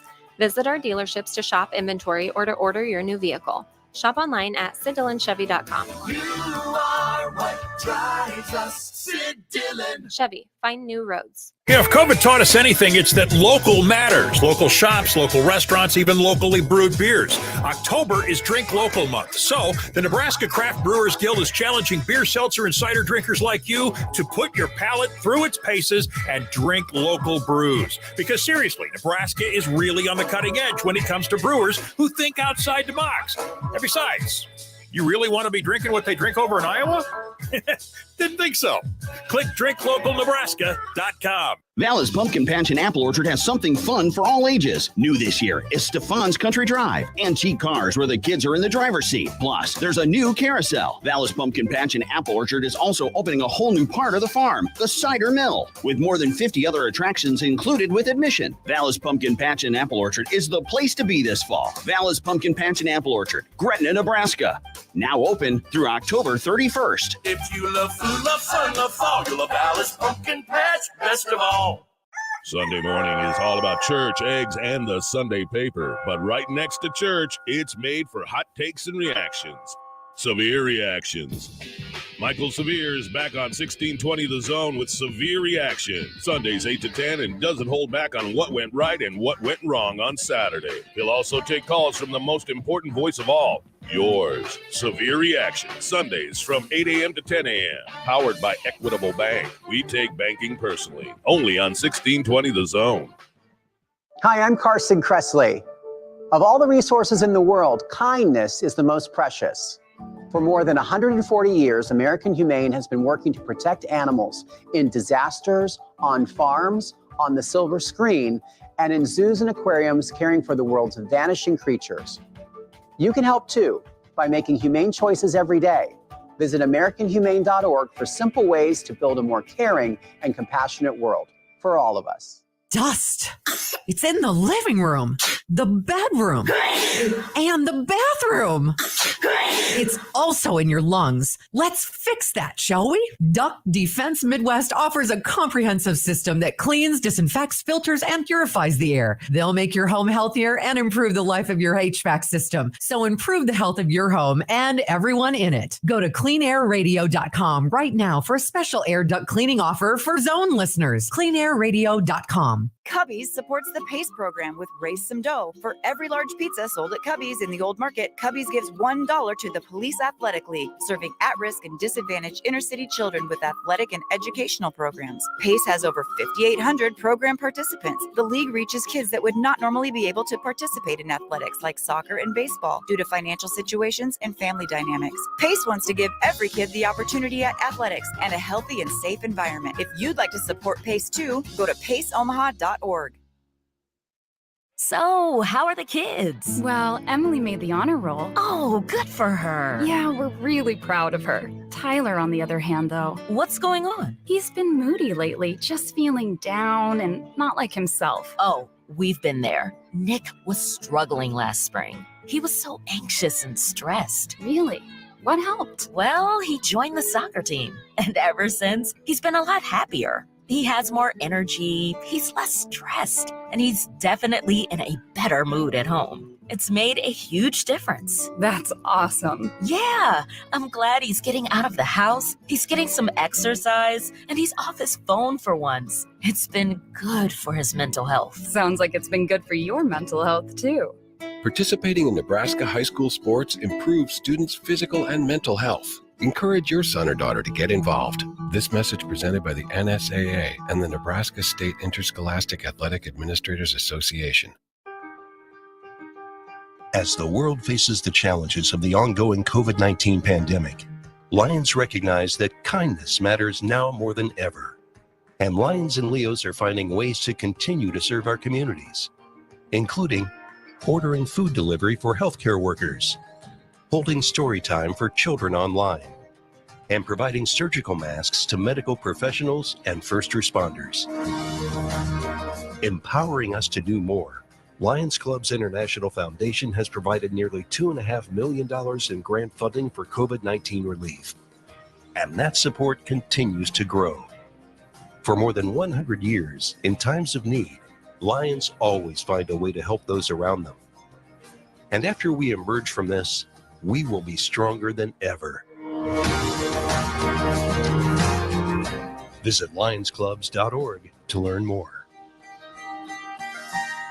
People do some pretty cool things in their 40s and 50s. Why should saving for retirement be any different? I mean, they go back to college, learn new instruments, start skateboarding. Whoa! Okay, maybe that one's not for everybody, but saving for retirement is. With aceyourretirement.org, you can get on track with your retirement savings no matter your age. Just have a 3-minute chat with Avo, the friendly digital retirement coach from AARP. You'll get personalized recommendations based on your input that are easy to understand and work with your lifestyle. It's quick, easy, and free. Plus, it's sponsored by AARP, so you know they got your back. Woo-hoo. Gnarly move, Dad. Thanks, sweetie. So wherever you are in your retirement savings journey, head to aceyourretirement.org and start chatting with Avo today. That's aceyourretirement.org. A message from AARP and the Ad Council. Sure, the weather is nice and mild now, but before too long, it's going to be cold, windy, with tons of snow and ice. Is your roof ready? The time to make it ready is now. That's why Complete Industries uses quality products like Scotchgard protected Atlas Pristine shingles. Sturdy, durable, and reliable. So when the storm hits, you'll be more than ready. Complete Industries also works with your insurance. Get a free inspection and estimate on roofs, gutters, siding too. Visit CompleteIndustries.com or call 402-935-0554. Sonic has something delicious for you. Hey, announcer guy, that's your cue. With the Sonic 2 for $5 menu, mix and match a quarter-pound double cheeseburger, small jumbo popcorn chicken, or a Fritos chili cheese wrap. Any two for just $5. Well, I don't know about you, but I'm definitely craving that previously mentioned thing. The Sonic 2 for $5 menu. Sonic. Exclusions apply. Limited time only at participating Sonic drive-ins. Fritos is a trademark of Frito-Lay North America Incorporated. Copyright 2022. High school sports don't just happen. There's a ton of work that goes into every single athletic event. And we have our school's athletic director to thank for a lot of it. Thank you. For scheduling officials, so I can always play the game I love. For ordering quality athletic equipment, so I can stay safe on the field. For mentoring my coaches, so they can be the best role models for me. For coordinating transportation, so I can get focused for the big game. For helping us develop character and learn lessons that will benefit us for the rest of our lives. Thank you to our AD for always creating a positive experience for us. We'll never forget it. From all of us at the NIAAA, thank you to every athletic administrator in Nebraska for all you do to enrich the lives of your students. It does not go unnoticed. This message presented by the NIAAA, the National Interscholastic Athletic Administrators Association. Join Genesis Health Clubs for 36 cents for their 36th anniversary and get the rest of the year free. Sharp and Benning in the morning, brought to you by MD West One Orthopedics, Neurosurgery, and Spine. Sharp and Benning in the morning on 1620 The Zone, 1620thezone.com, and the 1620 The Zone app. Hey, so I just went to the bathroom. I'm sorry I missed the last segment. What happened? I was in the bathroom as well. I don't know. They wouldn't let me back in the studio. So we have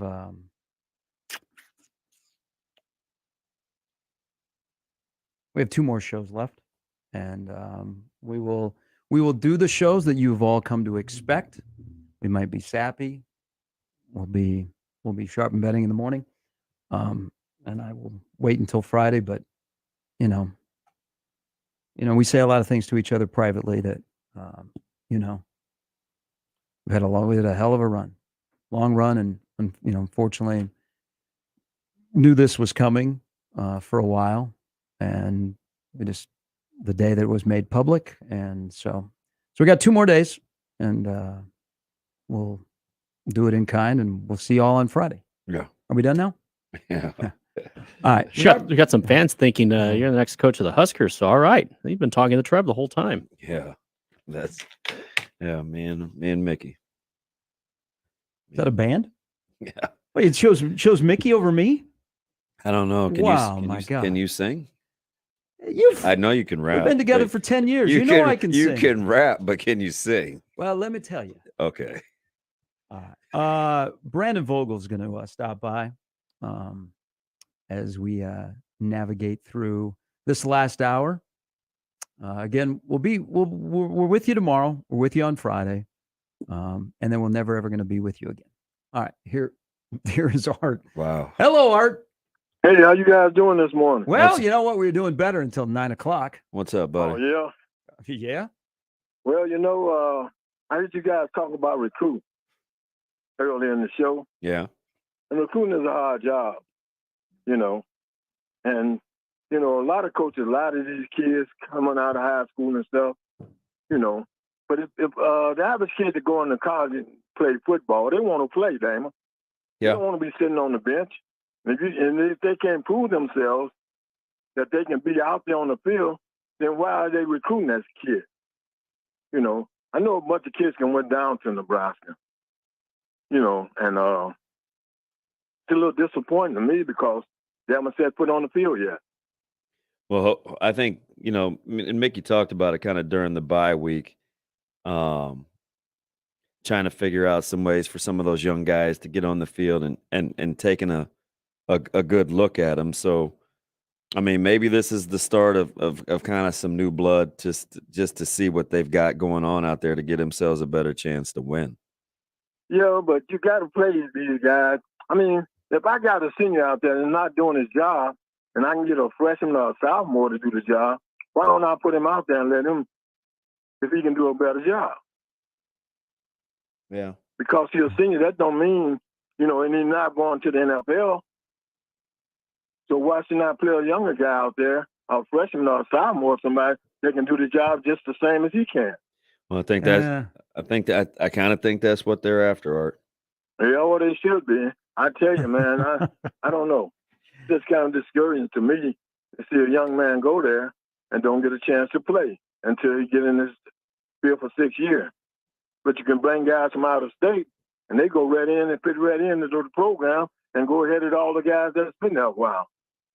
They got to address all the evaluation to development. That's one of the biggest things. I think where they could do that is that if I'm coming in to go to Nebraska school as a freshman, okay, give me some criteria I got to meet. How fast, if I'm a lineman, I'm a 300-pound lineman. Say you got to run a mile in 7 minutes. Use some kind of goal to accomplish your position. You just can't give a guy a position because of, I don't know how they do it down there by who starts and who don't start, who plays and who don't play. You know what I mean? Yeah. And condition is one of the main things that you need to do. So if I'm a freshman and I've been read everything that I have to do to be able to play on the field, like if I say I got to run a mile in 6 minutes, I'm going to try and work that and be there when I come there and lift so much weight. I'm going to lift that amount of weight to be ready for the program. And coaches should be evaluating me on as I made my progress. And not if I hadn't, I got some more to learn. I got some more work to do to get to that goal. So you think, it just starts with being up front with what the kids got to do to let them know if they should even walk through the door or not, or how's that work? Well, you should tell them what they should do, that need them, what they want them to be when they come in. I don't want you to try and get in shape while you're in school. I want you to come in when I'm recruiting you, and I'm going to tell you what I need for you to do. Yeah. Yep. Keep your grades up, this and that, certain criteria that you have to abide by in order to be a good student athlete at Nebraska. Yeah. Yep. Hey, Art, Art, great points. We appreciate the call. All right, thanks. Thanks, Art. John writes into the Equitable Bank inbox. We love Art. Art's one of the OGs. You think Art has listened to any of the show this morning? No, I think he may have missed that. Maybe he was doing some work. He's like, let's get back to the task at hand here. Yeah. Maybe Art's pissed. You never know. You guys had your moment. Nah, he would text me if he was that upset. So this whole discussion, I mean, they're going to find out, they don't already know, is that there's really nobody that's left. Like, there's no reinforcement walking through the door that has not shown up yet. Maybe you're going, unless you're one of a young DB. So that incorporation is starting.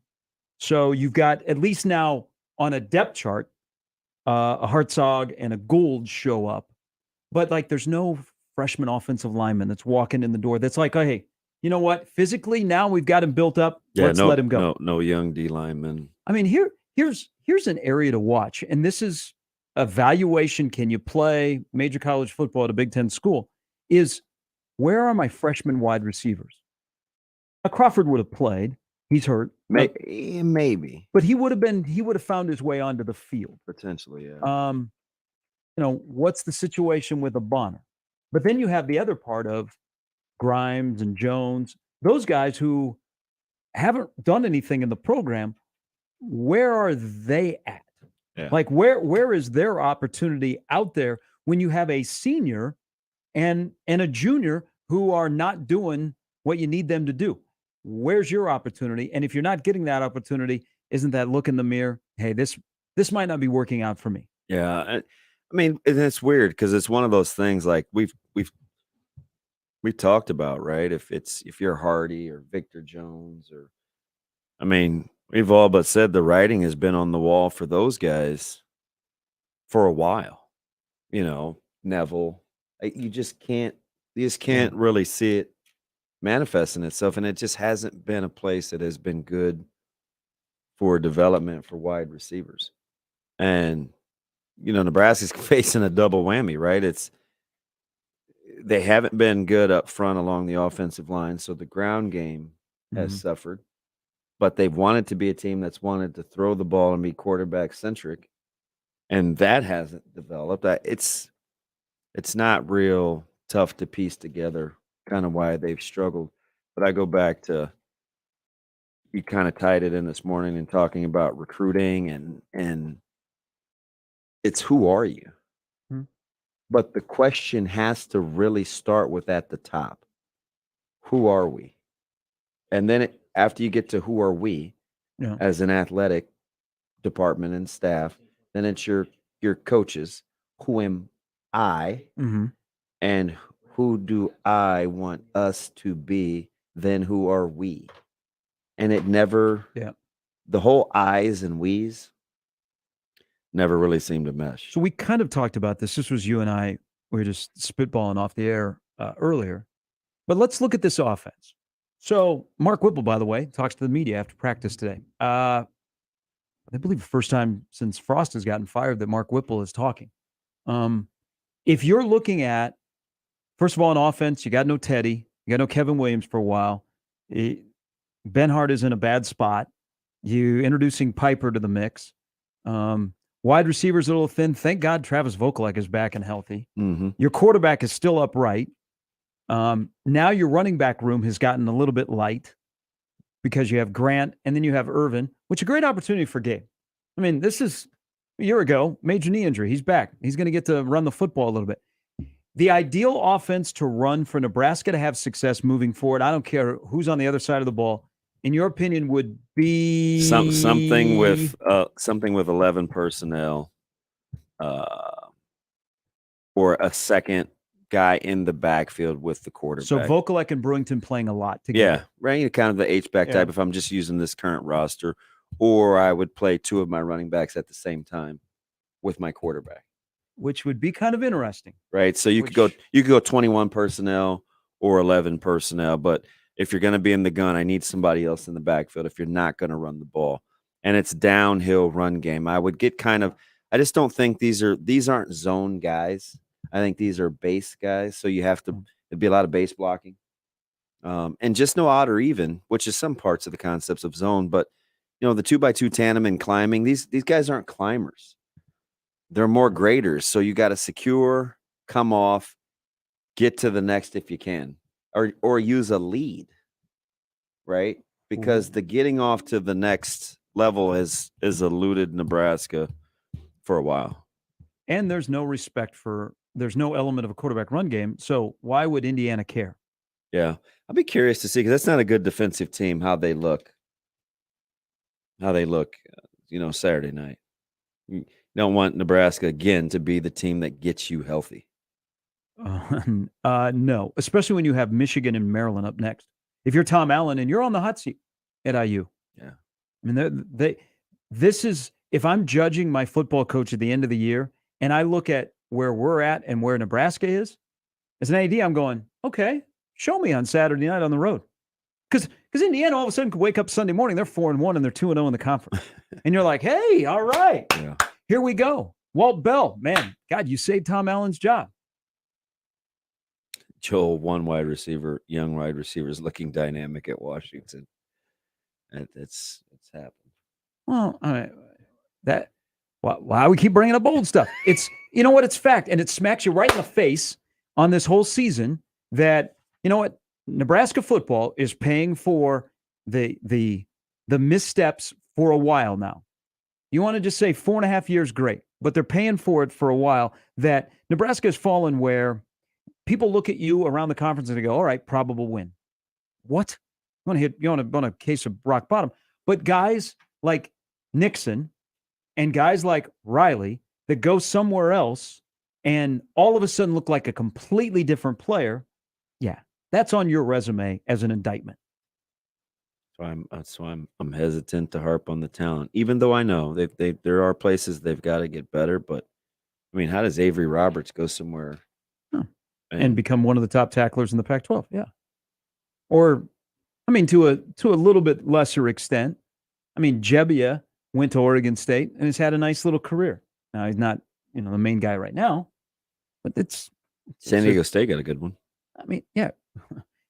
Greg Bell, when he's not running that scheme here, goes to San Diego State and he puts him in line to have somebody go, hey, let's give you a look in the NFL. I mean, or a Greg Bell looks like what we thought we might get when he came out of junior college. Mm-hmm.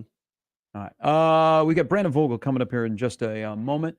Here is Smooth Red. Hello, Red. Gentlemen, good morning. Good morning. Red, what's up, buddy? What's this I hear you leaving, DB? Yeah. Wow. Well, Gary, yourself, and I, we've had some serious conversations over the years. Yes, we have. One of the OGs. Yeah. I've been listening too much when my wife knows you guys. Yeah.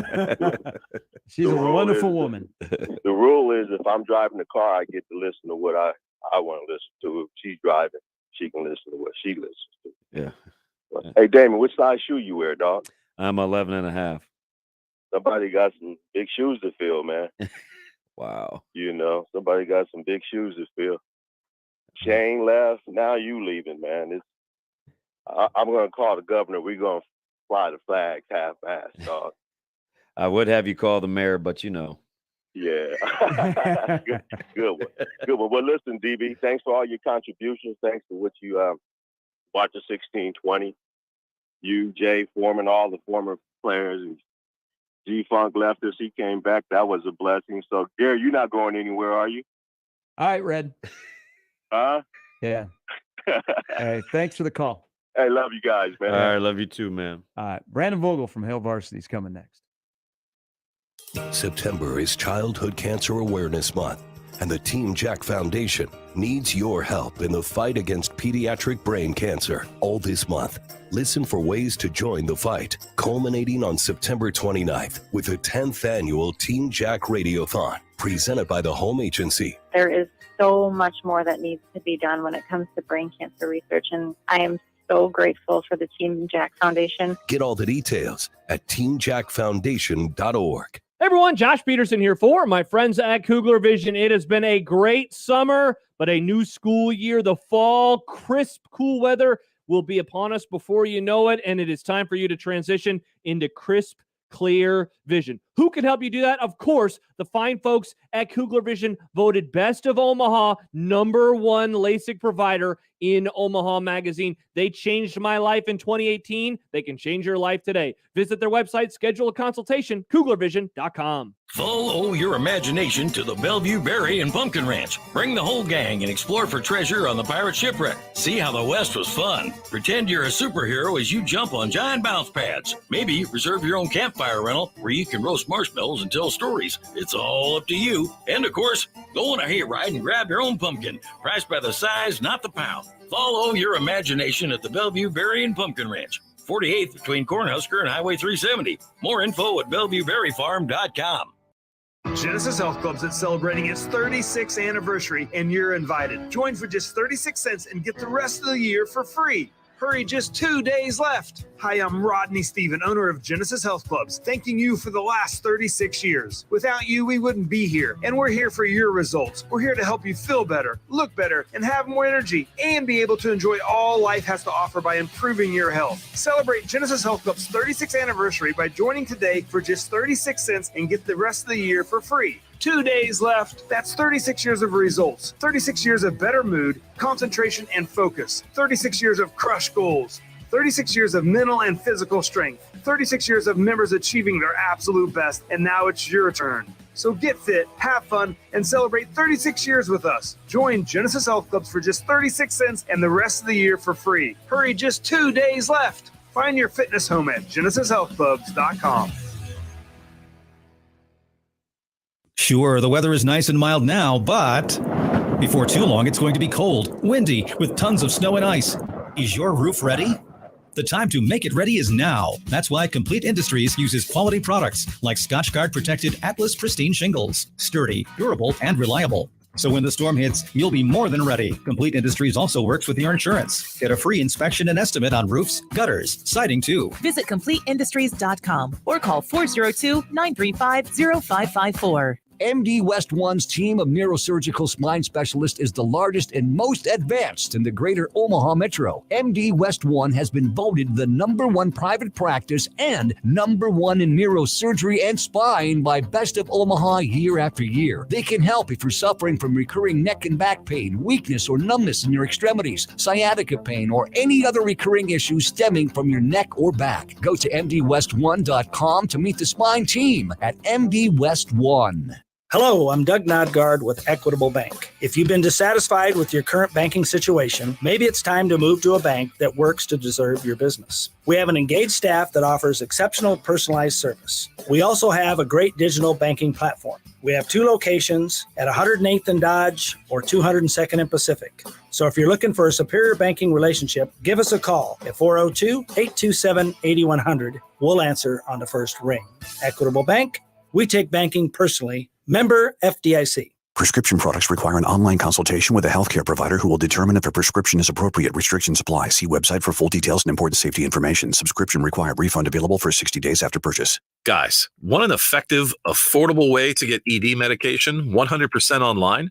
Whether you're looking for Viagra or Cialis, or generic medications as effective as Viagra but 90% cheaper, you can find it all through HIMS.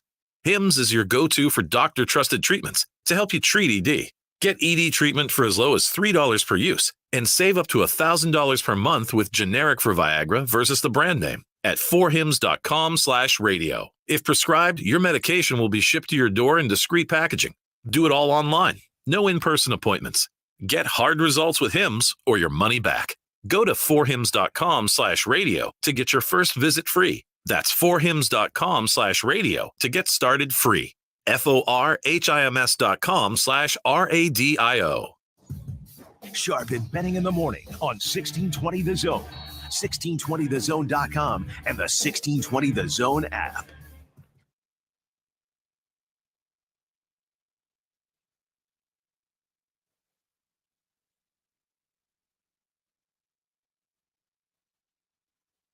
All right, Sharp and Betting in the Morning, 1620 The Zone, the app, the TV, wherever you get us. Come see us at Jones Bros. You having a party at your house? At mine? Are we going to have a party at your house? No. Are you sure? I don't do You want me to come over? parties. No. No? Oh, yeah. You can. Yeah, you haven't gotten the invite yet, but you have not officially moved in. You haven't got everything taken care of. All right, let's welcome in Brandon Vogel from Hail Varsity, the magazine, hailvarsity.com. The Scott Frost issue is out. Nice cover. Well done by you and your colleagues on that last-second change on that Sunday a couple of weeks ago. Thank you. I appreciate that. It'll be a day I remember for quite a while, but I think at the end of it all, I was pretty happy with how it turned out. So That's a pretty quick pivot, B. Were you stressed? yeah, I was. And I usually do a decent enough job, I think, of maintaining a pretty even keel, but all of a sudden you're a magazine that existed in a previous reality, didn't match our new reality. So what are you going to do? You've got to figure it out. Hey, maybe take us what you think is in the mind of this football program with trying to get ready for a football game, and then all the outside noise that is going on, and players and Mickey yesterday said, hey, we got to block out the noise. But can you even put your finger on how difficult you can say it out loud, but how difficult that really is, because you still have to play football. You're not at the end of the year. You've got everybody asking you, hey, who's going to be your next coach? What's going on? How do you feel about the former coach? Are you going to get to play now? Can you even sum up how difficult this actually is to try and manage? We're in the middle of a season. We still have 8 games to play, and they still have some season goals that I'm sure that they think are attainable. Then, hey, what's November 26th going to look like? Yeah, I think it's about as hard as at least I can imagine. In some ways, having 8 games is good. 8 games left is good. In another way, it might seem like, oh man, because inevitably you are just waiting for what comes next, and that means where Nebraska goes with its coaching search and its eventual hire. But for individuals, it also might mean, where am I going to go? If that coach isn't a fit for me, is this the place for me still? And, players are always kind of weighing that piece of it. So you hope that the bye week allowed them to really kind of focus internally. And I look at this Indiana game as kind of key to the rest of how this plays out. They can get a win on Saturday and have something good happen. Then all of a sudden, yeah, you are 1-1 in Big Ten play. And you've got a chance to go out and still make something of this 2022 season. It seems really, really vital to me what happens on Saturday. Hey, it's Brandon, when you're taking a look at is Saturday night, is this more about, for you as you look at the matchup and you crunch the numbers, is this more about Nebraska or is this more about Indiana?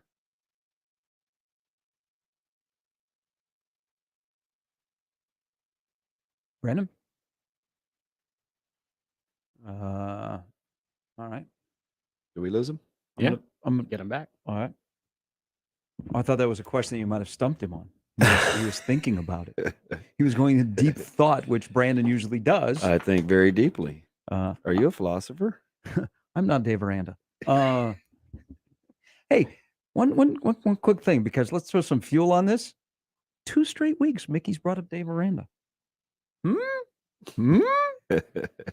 I see this is happening because now the conspiracy theorists are all together. Yeah. Of why would you bring Vince here? You got yeah. Bill Bush, you got Mickey Joseph, you got LSU. I understand. Next thing you know, Orgeron's going to be walking. He's going to be running in downtown Lincoln. All right, we have Brandon back. Brandon, did you hear Damon's question before we got disconnected? Yeah, I did. Okay. And I started to say, it's kind of my view of this is Nebraska's offense, Indiana's defense, strength on strength.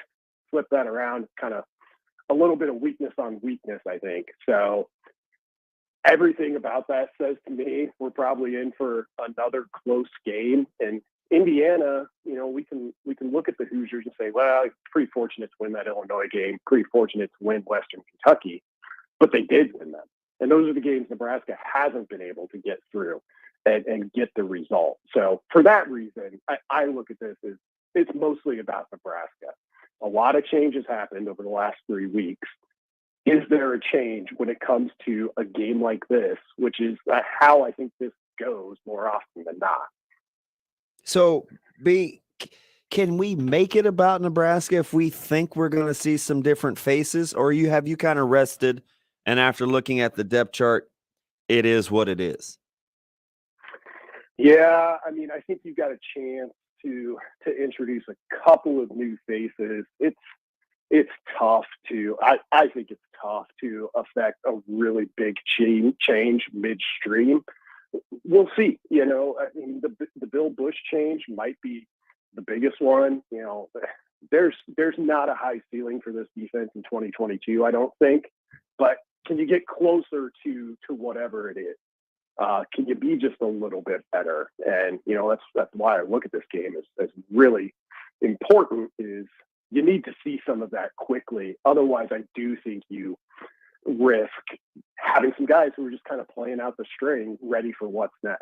Hey, so what does Mark Whipple look like Saturday night? He's going to speak today. He hasn't spoken since before the Georgia Southern game.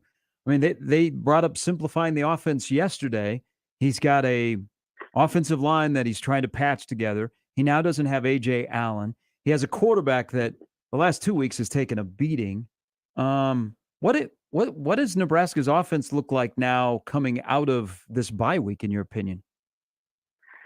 Yeah, I'll be interested. And Indiana forces the issue here with how they like to play and how quickly they played this season. But I expect to see Nebraska slow it down a little bit. And I think the real key to this is how well are the Huskers able to run the ball. That's Indiana's strength, I think, defensively. They've got a couple of really good players that just play hard and I like and have been around for a long time on that side of the ball. So can Nebraska run it? It's also a defense that's been in opposing backfields quite a bit, and that's been an issue for Nebraska, as we well know. So there's some ways that the Indiana defense, I think, challenges Nebraska. That said, the Huskers offense is still its best foot forward. It's still its best chance to win some games, but I don't think – look, Indiana's going to throw the ball a ton. They're averaging over 50 attempts per game, lead the country.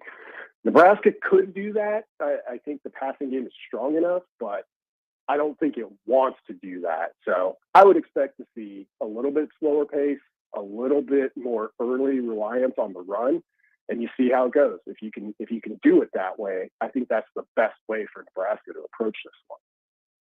Can you make this about for Nebraska?